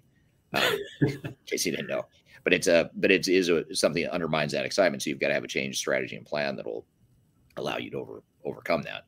And that should be part of that phase 0 plan and that overall digital strategy. Yeah, you've always done a great job of really just kind of evangelizing that whole change management from the very beginning. And it's absolutely true. Yeah. Yeah. Well, I guess just to maybe close it out here, and I think I might know what you're going to say to this just based on what you've said so far, but I'll ask it anyway. But what closing advice would you give to organizations and project teams that are about to begin a digital transformation in 2024 in order for them to have to define that digital strategy that makes the most sense for them? Well, Eric, I think that's a couched question, right? First of all, begin early and often, because as we talked about, everyone's going to be going through this change. Everyone's going to be, frankly, fighting for the resources, for the understanding of their organizations and moving forward in a single direction, accomplishing change in the smoothest manner possible. I think that beginning with the end in mind, as we were just talking about, going through that phase 0 and organizational planning and doing it quickly, and then moving into a plan that is in alignment with the organization, with the executives, and not something that's pushed down through the organization, but something that is actually moving everyone forward at the same time. That's what I think that has to happen very early in 2024 if it already hasn't happened for your organization. Yeah. Thank you, Greg. Great conversation. Appreciate having you here today, and great audience questions as always. And really love chatting about how digital strategies and roadmaps for the coming year are going to unfold. And that was a good segue, and hopefully gives us some good inputs to define a roadmap and strategy for the coming year.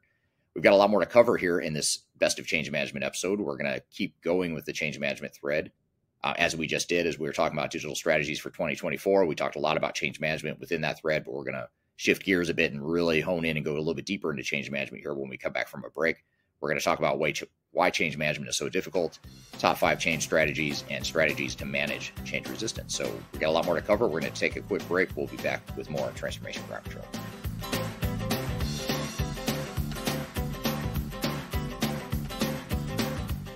Hi, this is Eric Kimberling with Third Stage Consulting and your host of Transformation Ground Control. I want to encourage you to read our Guide to Organizational Change Management. It's a free report or free guide that we published. It's one that I actually wrote that talks about best practices and lessons learned as it relates to change management. So as you know, on this podcast, we cover a lot of stuff related to the human sides of change, organizational change management, including training, communications, org design, all kinds of stuff as it relates to change management. So if you're trying to learn more about change management, or you're looking for more direction and ideas on how to get started on your change management strategy and your overall journey, be sure to check out this guide. You can read it by scanning the QR code on the screen in front of you, or in the links below for this particular podcast episode. You can find a link to take you to the page that'll allow you to register to go ahead and download that and read it for free. So be sure to check it out. It's the Guide to Organizational Change Management, written by yours truly. I hope you enjoy it. Let me know what you think, and hope you enjoy the rest of this episode.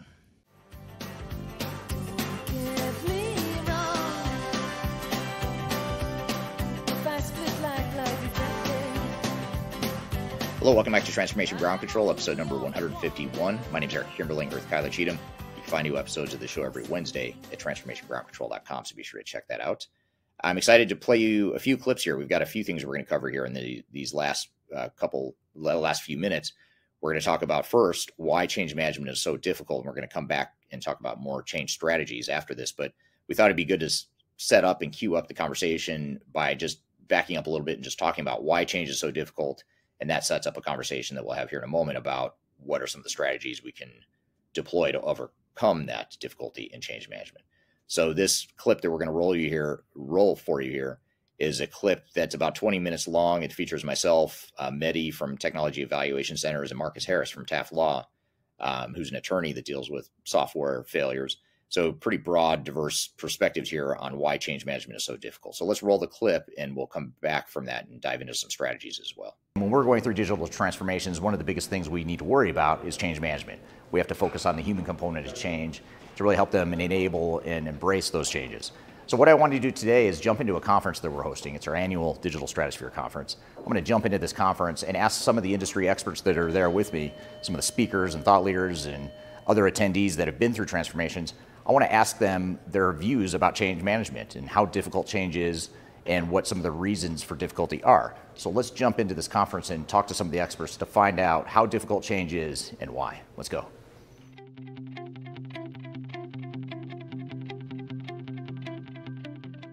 So Becky, is change difficult for your organization in particular? It absolutely is. Yes, it's very difficult. Why is that? Well, we have a lot of tribal knowledge and a lot of people that have left the organization because of aging out in education.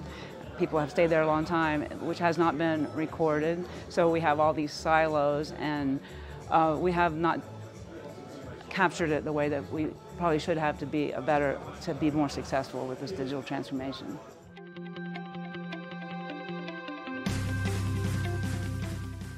So Marcus, do you think change is difficult for most organizations, or how difficult do you think it is?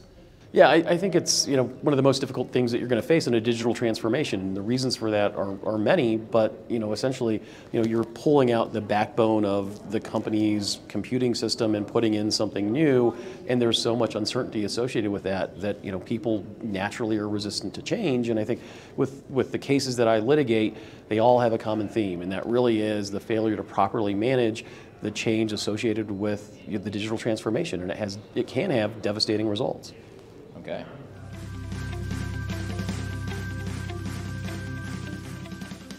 Mehdi, one thing I wanted to ask you is, do you think change is difficult for most organizations, and why?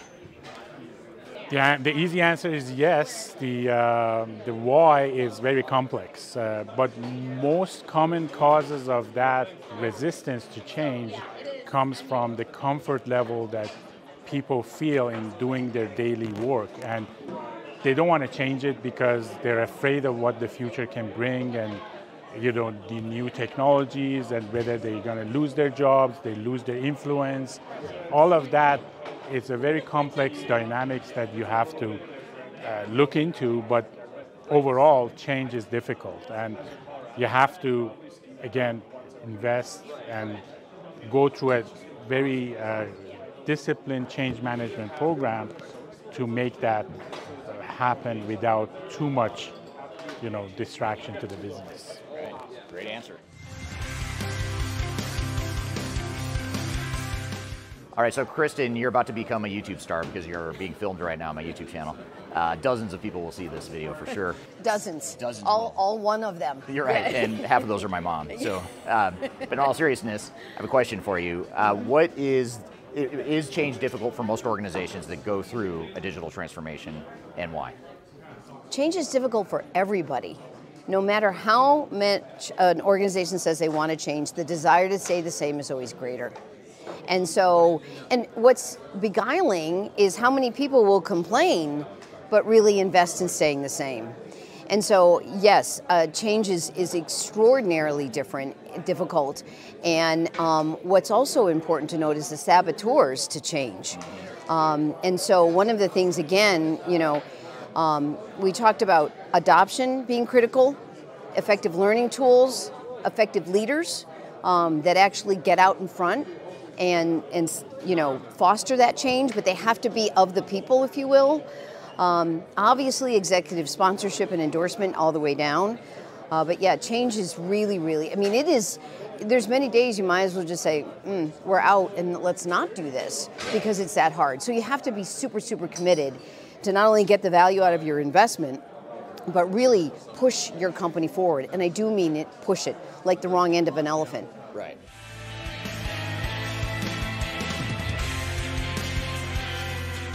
So Dominic, do you think change is difficult for organizations? Yeah, it's probably one of the most difficult things in my book because most people don't like change. Most managers don't want to tell people things are changing. So they say, let's not tell anyone until the last minute and then it's too late to change, rather than bringing them on a journey. Because people are very well protected, people don't like change, and it's much harder to make those changes to any organisations now, especially with the sort of social constructs we've got, and depending on what region you're in, of course. But for instance, in France, you can't change people's roles very easily, and you can't sack someone, so change is pretty difficult. Right. Worldwide. Yeah, exactly. Yeah. Okay. Very difficult. So we're here chatting about why change management is so difficult. We've got a lot more to cover. We're going to come back after we take a quick break and continue that conversation. You're listening to Transformation Ground Control. We'll be right back. Could you whisper in my ear the things you want to feel? I'll give you anything. Interested in working for a company that truly values your unique skills and experience? Here at Third Stage, we don't hire based on resumes alone. We look at the full candidate, experience, and willingness to provide excellent service for our clients. Within a technology, independent, and agnostic consulting firm, you have the opportunity to learn across industries with a diverse group of clients. Our consultants also have the opportunity to diversify their portfolio and learn across technology systems. If you're interested in joining a high-growth entrepreneurial organization, please reach out to us at work@thirdstage-consulting.com.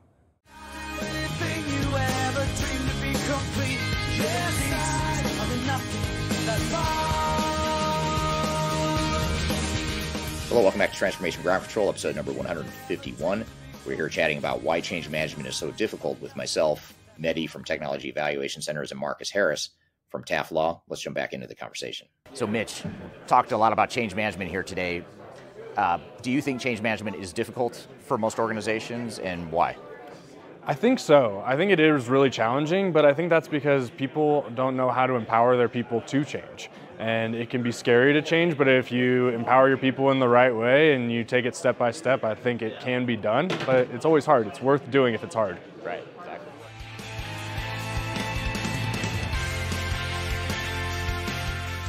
So Amanda, do you think in general change is easy for most organizations? Is it harder than they think? What do you think? I think it is harder than they think. Why is that? Harder than anyone thinks. I think just human beings, people. That's how we're wired. Homeostasis is always comfortable. And a lot of times you come into companies where people have been doing the same thing for 15, 20 years and it works in current state, but it's probably not going to transfer over very well to future state with a modern ERP system or whatever they're looking to do. So it's a constant reassurance, I think, and helping people and not being condescending when they're resistant or they have questions or they have issues about, well, it works better like this and here's why. Because sometimes there's actually a good business case or there's logic there, and you really have to talk as a team again and revisit that, But change is hard. I don't care who you are. Even if you're miserable in your current, system and it's not working and you can't be competitive anymore, it's still familiar. And I think a lot of times we just want to stay with what's familiar. So it's hard, but I think if you go in with that expectation that change is going to be hard, you have to coach people up and encourage them instead of getting upset that they're resistant to change, right. Because it's just the human condition, I think. Right.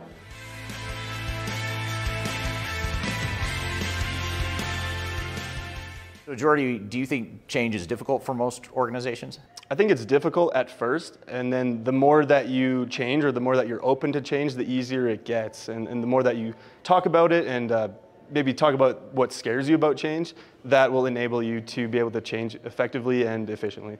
Great. So Ro, how difficult do you think change is for your organization? Got to be a culture shift, and they got to understand what technology can do to improve the overall organization. So it got to be a change in the mindset of the individual, because most organizations work in silos, and we got to get out our silos.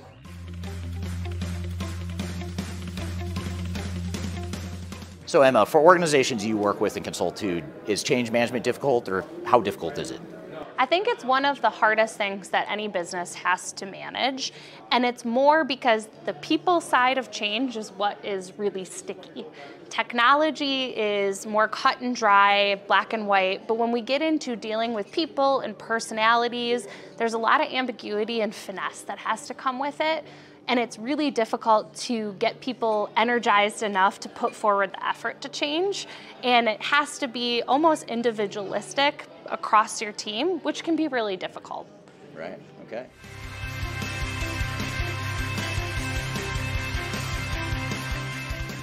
So Carrie, change management is always a big deal, and organizations going through change with digital transformations. You have to ask, is change difficult for most organizations, and why?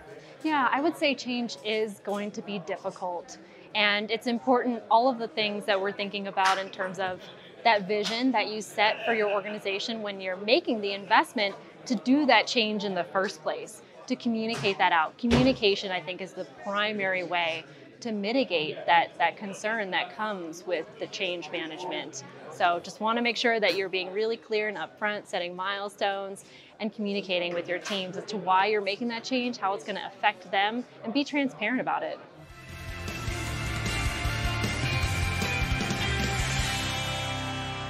So now that you've heard from the experts, I want to hear from you. What do you think? What are your answers to these questions? Leave a comment below. I'd love to hear your thoughts. And for more information about digital transformation best practices, I encourage you to download our 2024 Digital Transformation Report. It's a report we publish each year. You can find that on our website by scanning the QR code or going to the links below. So I hope you found this information useful and hope you have a great day. All right, good stuff. Thank you, Mehdi and Marcus. That's really interesting and hopefully gives us some good context of why change is so difficult and how we can start to frame the change management problems and challenges that most of us have during digital transformations. We're going to continue this thread, though, and talk a little bit more specifically about change strategies and what kind of change management strategies are relevant to us as an organization or the most effective as organizations that are going through change initiatives. So we're going to take a quick break. When we come back, we're going to roll this clip. It's actually from my YouTube channel where I talk about top 5 change strategies that you should be thinking about with your digital transformation initiative. We're going to play that clip for you here in just a moment. But first, we're going to take a quick break. We'll be back with more Transformation Ground Control. What we're living in, let me tell ya.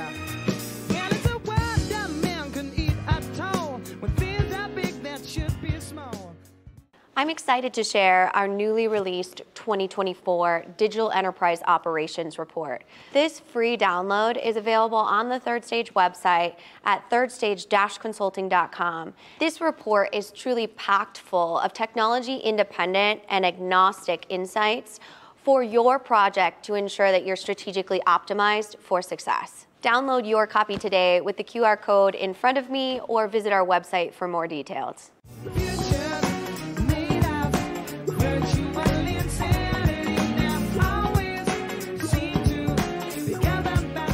Hello, welcome back to Transformation Ground Control, episode number 151. My name is Kimberling here with Cheatham, and we are in the midst of our Best of Change Management episode, talking a lot about change management tactics and strategies that should help you in your digital transformation in 2024 and beyond. We're going to play you a clip here to talk about the top 5 change strategies that we've seen work the best and be the most effective with our clients. And we thought this would be a good way to set up and queue up some additional conversation that we're going to have after this as well. So let's roll the clip here. It's the top 5 change strategies, in this video, by the way, is from my YouTube channel. We thought it'd be a good thing to play for you here today. So let's roll the clip. Change management has always been the key to transformation success, but never has it been more true than in 2021. And if you think back over the last year and all the things that have changed with the pandemic, current events, a lot of different things have happened over the last several months and year that has put a lot of strain on organizations and people in general. And so organizational change management has to keep up with the times and needs to evolve to help us manage change better than we have in the past. And it was always a challenge to begin with, and it's even more true today that change management is challenging.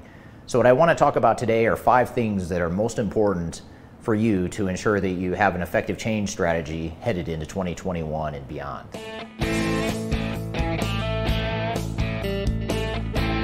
So just to set the backdrop for what organizations and their people are going through right now, is they're going through a lot of change, and there's a certain amount of change fatigue that people are suffering from right now within organizations.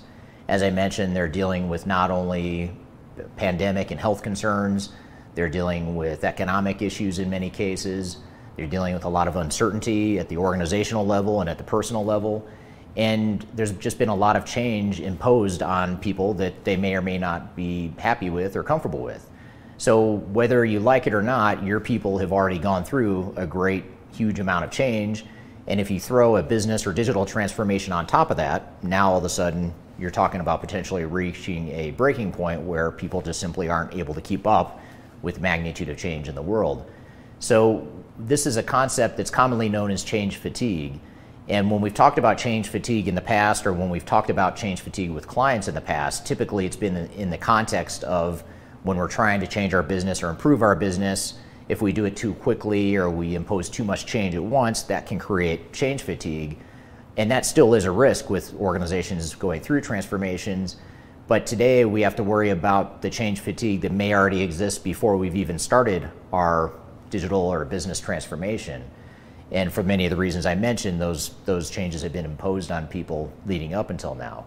So when we create our change strategies, we really have to do a good job of getting a pulse on where people's heads are and their level of comfort with change in general, and their overall stress level and morale level. That's very important to really understand as a baseline where people's heads are and how open to change they may be or how resistant to change they may be because they've potentially simply had enough. So understanding this whole concept of change fatigue and really looking at change readiness and assessing the readiness of your organization to handle even more change is something that's very important and a sort of prerequisite to defining an effective change strategy in today's day and age.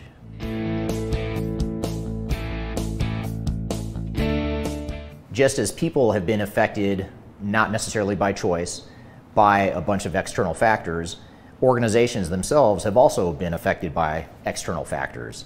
Many of you may work in organizations that were affected by the pandemic and the resulting economic impact. It could have been an increase in demand for your product or service that your organization provides. For some organizations, they were negatively impacted by the world events. But whatever the impact, we have to understand that there's been some external impact to our organizations and to our culture as an organization. So we really have to look at and understand what our culture is today, how our culture has been affected by external events, and what it is we really want our culture to be in the future. And in change management is a great opportunity for us to more deliberately focus on how we want to improve our culture and how we want to continue to improve that culture to better align with our overall goals and objectives as an organization. So one of the first steps to effective change management, especially in today's day and age, is to look at what our culture is today, what kind of culture we need to enable whatever goals and objectives and external factors we think we're going to be facing to ensure that we are getting ahead of the curve and bending the culture the way we want to. So doing a cultural assessment and having a cultural change strategy is a very important part of any sort of effective change strategy in today's day and age. Now, at the same time that people are changing or feeling change, at the same time cultures are being impacted or feeling change from external factors, you also have your own operations and technological change that we have to figure out how to tie it all together. So in other words, we need to figure out as part of our change strategy, how do we align our people, our processes, and our technologies? And organizational change management is typically the glue that holds that all together. So when we look to the future of where we're headed as an organization, and now that we're starting to get used to the way the world is today and the way it's evolving, for better or for worse, we need to understand how we can use change management to ensure that we are furthering the organization, improving the organization from an operational perspective, technological perspective, and ultimately a people perspective as well. And change management, like I said, is really the glue that holds that all together. So think of your change strategy as a way to tie together those three pieces to really align with the future of where you're headed as an organization. Once we have a handle on people, processing, technology, and how we're going to bend our culture, how we're going to address change fatigue, now we need to define what our change strategy is, and we need to define an effective change management strategy that will best align with who we are as an organization and where we're headed as an organization. And what's important here is that change management typically is most effective when you take your overarching strategy, your goals and objectives at a corporate level, and you translate that into specific transformation and change strategies that are aligned with that bigger picture strategy. So in other words, instead of coming in and saying, we're going to define a change strategy and an overall transformation strategy, and doing that in a vacuum, not in the context of your overall strategy, goals, and objectives, that's going to create a certain amount of misalignment that can create a lot of problems later on in your transformation.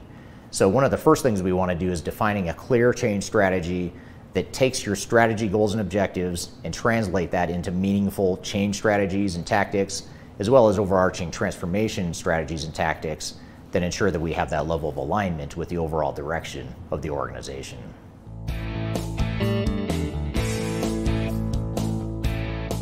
Now, just as we want our change strategy to be well aligned with our overall corporate strategy, we also want to make sure that our executives and internal stakeholders are all aligned as well.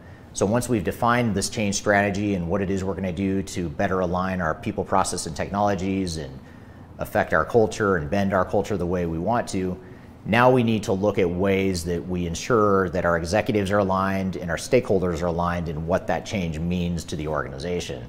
And this is really a way to continue to unpack and to continue to cascade those change strategies down throughout different parts of the organization. And we want to make sure we're all rowing in the same direction, that all the different parts of the organization are going the same direction. And so making sure we're all aligned and that we have the same vision and definition of what this project means or what this transformation means to us in our part of the organization is something that's very important. And the larger and more complex and more diverse your organization is, the more likely it is that you're going to be misaligned as a team. And then when you throw curveballs on top of that, such as macroeconomic or pandemic type of factors that are external to the organization, that creates even more misalignment. So alignment and looking at executive and stakeholder alignment is more important than ever given all the changes that are happening in the world today. So we want to make sure we have a clear alignment strategy for how to get our stakeholders aligned. And I've included a link below to a video on my YouTube channel that covers the concept of alignment in more detail and will hopefully give you some ideas on how to enable better alignment throughout your organization.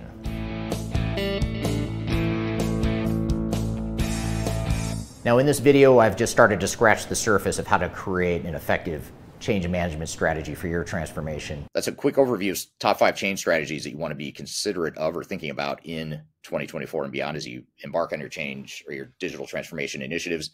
I also want to shift gear and we want to talk about some strategies to manage change resistance and behavioral change.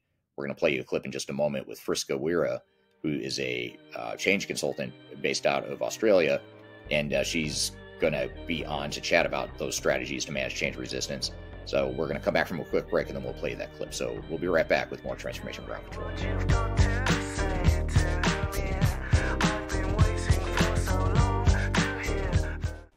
If you are aiming for transformation success, turn to Third Stage Consulting Group.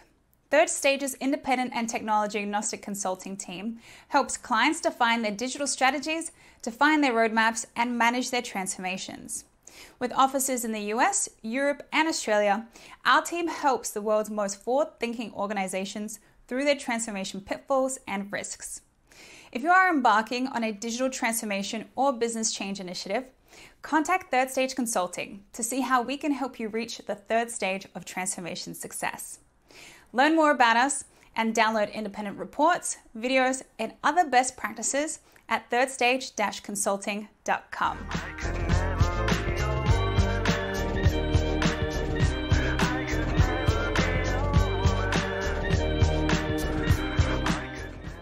Welcome back to Transformation Ground Control. My name is Eric Kimberling here with Kyler Cheatham. Episode number 151. This is the best of change management, and you can find new episodes of this show every Wednesday at transformationgroundcontrol.com. This last clip we're going to play for you here is a interview that I did with Friska Wirya, who's a change consultant based out of Australia. She's an influencer. She's big on Instagram. She has, I believe she has a podcast where she's been featured on a lot of podcasts, does a lot of thought leadership out there about change management. So we thought it was fun to have her on the show where I interviewed her to talk about change resistance and behavioral change. So we thought this would be a great closing clip to play for you as far as just getting a different perspective and additional inputs into how we can manage change resistance. So let's roll the clip of Friska and I chatting about strategies to manage change resistance. What if leadership themselves are part of the problem? And if so, if they are the problem, then what do you do to mitigate that resistance at the leadership level? Yeah, this is a challenge, especially the middle layer of management. I call them the permafrost layer because often we expect them to lead their own teams and their own people through change when they themselves haven't gone through the change process. So they themselves are trying to make sense and they're doing a bit of soul searching, a bit of meaning making. What does this change mean to me, etc. So the first steps when leaders aren't on board with change is to really understand what is the source of their hesitation. And in my experience, if people are resisting change, it's because they're scared of something. They're scared of loss, scared of losing something, and we are more motivated to act by loss than gains.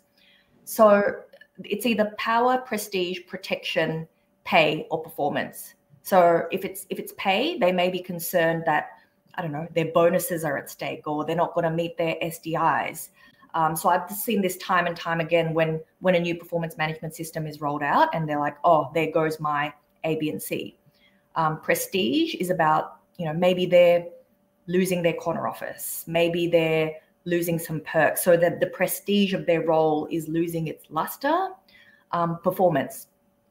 This change could mean it's very challenging for them to maintain a high level of performance and thus look good in their job, right? We don't know. Protection.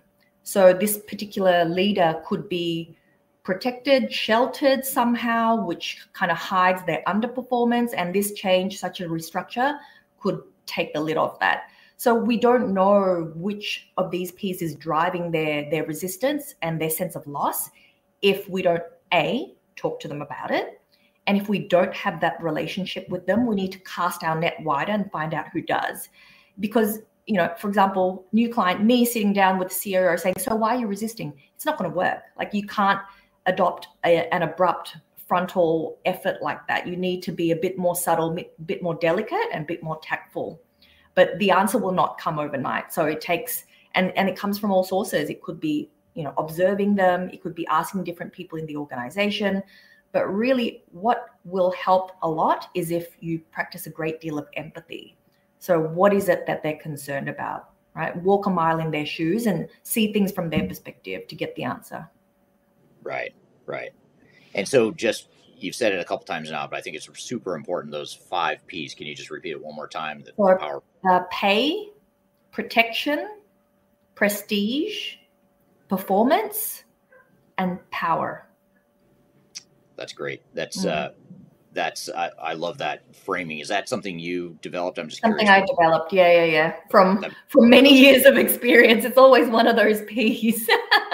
The 5P model by Friska. You heard it here first. Well, that's great. And then just building on that, this is from Kyler on LinkedIn. She asked, building on that comment that you just had or that thread about leadership, what is the responsibility of leadership to combat and address resistance? Now, assuming they're on board, that we're not necessarily addressing resistance to change at the leadership level, although it's more common than many may think. What is their role and how should they be involved in addressing resistance to change? They need to be hands-on. Like the change management professionals like you and I, we can provide the conditions for adoption to thrive. We can provide advice. We can say, hey, this person may be upset because of A, B, C, but it's up to the leaders to actually have those hard conversations with people and understand what's driving their resistance and use their own relationships, their networks, their gravitas, their pull to drive adoption and buy-in for this change. Because at the end of the day, that's the leader's role. And this is where I see a lot of organizations kind of fall by the wayside the leaders tend to subcontract or defer their resistance management responsibilities to their 2IC or the consultants, such as myself. Well, it's not the consultant's role, it's the leader's role. I mean, that's why they make the big bucks. They are the leader. They're expected to advocate for the change, sponsor the change upwards, build a coalition horizontally of support, and manage resistance actively. Right. Yeah. Yeah. Great. Makes total sense. I feel like we missed that question by that gentleman that asked, will change still be successful if leaders aren't on board? I would say no. And if there is success, it's very short term. So when I first enter a client organization, always start at the top. So understand where they sit in the change commitment curve. And if they are resistant, find out why. Right. Yeah, that's great. Great point of clarification. And actually that sort of leads to another question here from the folks at my company at Third Stage. The question is, how do you help leadership identify which of the 5 Ps is creating resistance? So we know there's resistance, we sense it, we feel it, our gut instinct tells us there is resistance or there's some sort of behavioral people-based issue, but how do we get to the bottom of what's driving that? Yeah, so the activities that we're talking about now is a key fundamental step in any good change management effort, which is stakeholder analysis. So stakeholder analysis is not done by one person. It's not done by me in my office alone. It is, shared amongst a few different key stakeholders in a business to make sure that we really understand the root cause of the resistance, because they're the ones with the years of tacit, organizational knowledge. They understand the culture. So the change management consultant facilitates that process. But it's through a combination of sources. It could be one-on-one conversations. It could be focus groups, right? People are often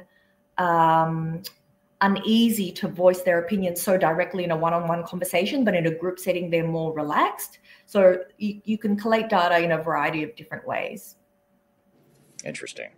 Yeah, and I think it's, first of all, understanding what those 5 Ps are and sort of what the common root causes are makes it a little bit easier to at least know what to look for and know that there's some underlying driver.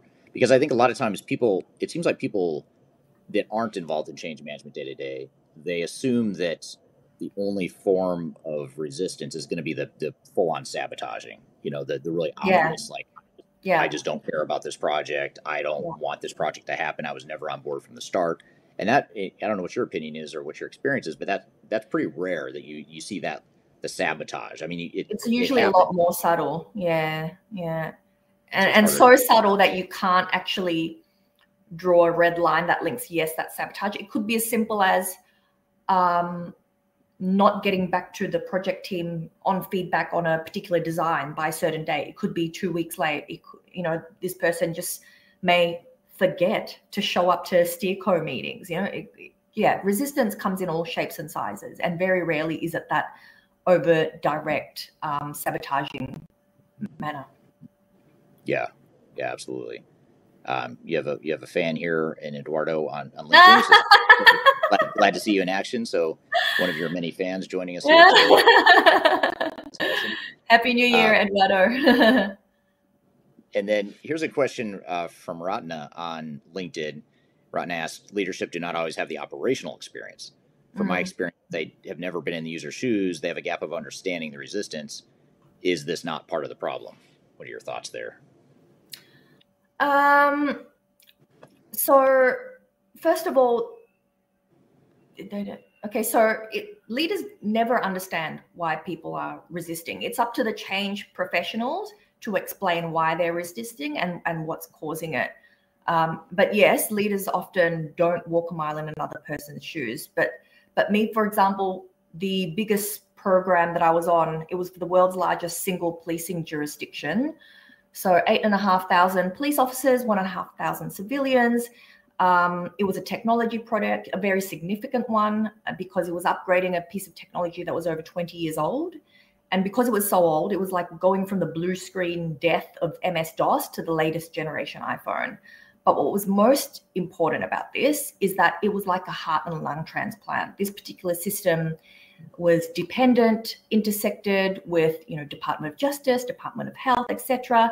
And if you get this change management effort wrong, it really is life and death, because it is the system that we rely on. This is in Australia for 000 calls to assistance, or 911 if you're in America, whatever your emergency number is. So imagine sending a helicopter in the wrong direction, or police cars to the wrong address. So often the very senior people, the commanders, wouldn't understand why the change management budget and resources needed to be so large. But it's up to us as the change management professionals to explain that articulately in language that they understand. So it's not up to the leader to understand resistance. I totally disagree with that. It's up to us to get the data, hypothesize, provide a recommendation, and it's up to us to explain that well and push for the case for investment in change management. Is it fair to say then that it is the responsibility of leadership to recognize that they don't know what the source is and understand that there is a problem? Maybe I don't fully understand it because I haven't been in the user's shoes before, but there's something there and I need someone to help me fill in the blank. Is that? Yeah. And the leaders that have already gone to that, the smart step of engaging change professionals, they're usually open to that sort of feedback. I mean, that's what they pay me for. They don't pay me for to tell them that everything's perfect and this is all that they have to do. I say, this is best case scenario, this is worst case scenario. You need to do these 10 things to get this. And then it's up to them to do that. If they choose only to do, 3 of those things, then they need to wear the consequences. And so to really push home the urgency and the ROI of change management, I turn the tables on them. Instead, it's about risk mitigation. And if you frame things in a loss instead of a gain, you'll find leaders are more receptive to having that conversation. Yeah, very well said.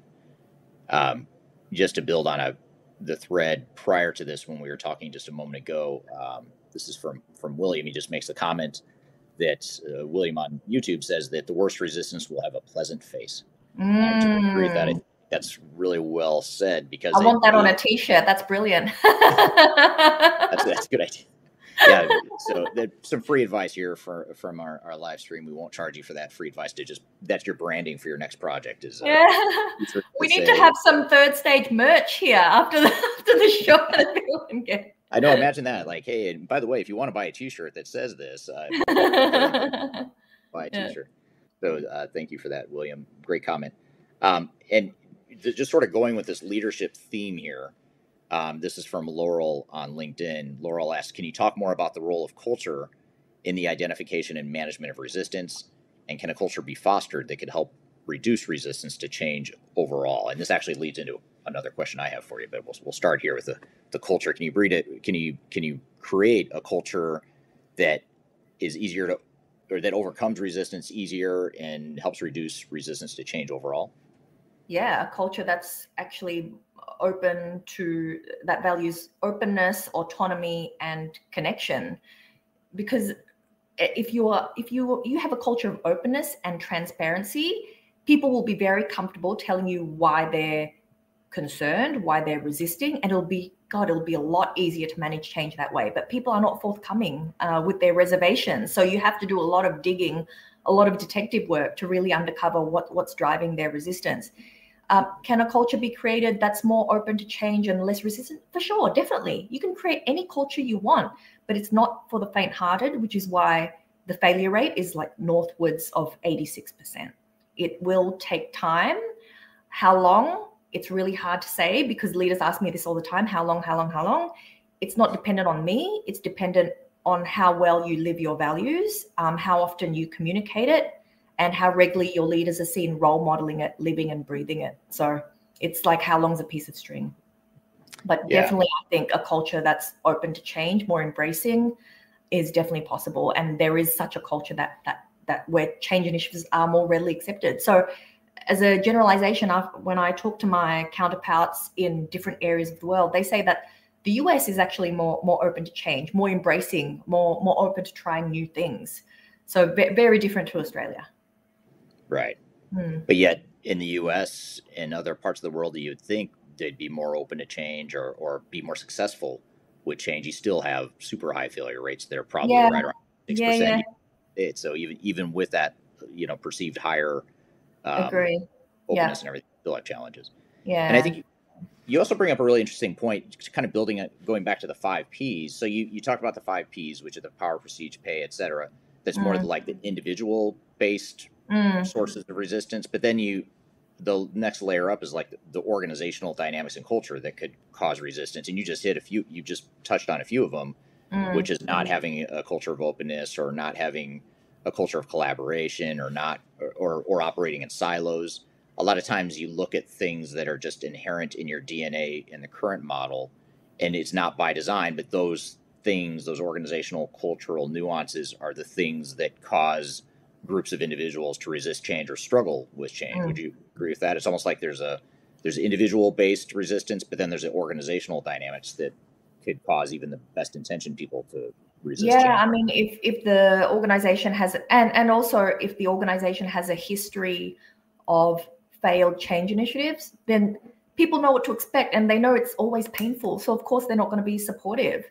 And to try to kind of explain how this plays out. So I think I've told you this story. I'll give you an example of a one-on-one personal situation, and you can imagine how this plays out in large organizations. So I was in Sydney one day walking along George Street, which is one of the main thoroughfares there, with my best friend. We were looking for somewhere to have lunch. And out of the corner of my eye, I spot a new falafel restaurant. And I said, oh, I've seen that falafel restaurant be written up in the Australian. It had really good reviews. We should try it. And she didn't even entertain. Straight away, she said no. And I said, what do you mean no? Like, I just told you it won these awards. It's been recognized this. And she said, no, I tried a falafel restaurant once 8 years ago. It was really bad and it upset my stomach. Never want to do it again. From one bad experience. But you can see how this plays out in organizations all the time. It's like, oh, we had a restructure 5 years ago. All my mates were laid off. Communication was shit. Of course, people are not going to put their hand up and think, oh, great, here's another restructure. So it just takes one bad experience with change to kind of really ingrain that knee-jerk negativity anytime a new change is introduced. Even when you say, you know, it's new leaders now, we've got a new consultant, things will be different, So people are resistant, which is why change management consultants are always on the back foot, because usually change hasn't been done well in an organization and people aren't going to put their hand up for more pain. All right, that was Friska and I chatting about strategies to manage change resistance and behavioral change. Hopefully that gives you some good context to understand change resistance and what some of the strategies are to overcome it. I also wanted to share, one thing, if you're interested in change management, learning more and getting a deeper dive into change management, you can also download our guide to change management off of our website. We'll include a QR code right here that you can scan, or you can go to the links below. But be sure to check that out. If change management is something you're interested in, you want to learn more about it, you can go to Third Stage Consulting's website. Again, we include the QR code and the link below that you can get that guide to change management. So it'll give you some deeper dive tactics and strategies that you could be using for your digital transformation. So be sure to check that out. And hopefully this episode has given you what you're looking for as it relates to change management. We have new episodes coming out every Wednesday. We inevitably talk about change management in just about every episode, if not all episodes. But this was obviously an opportunity to hone in and focus on change management. We'll be back with more Transformation Ground Control next week. So be sure to check it out every Wednesday, new episodes at transformationgroundcontrol.com. So I hope you have a great day, and we'll see you next week on Transformation Ground Control. Have a great week.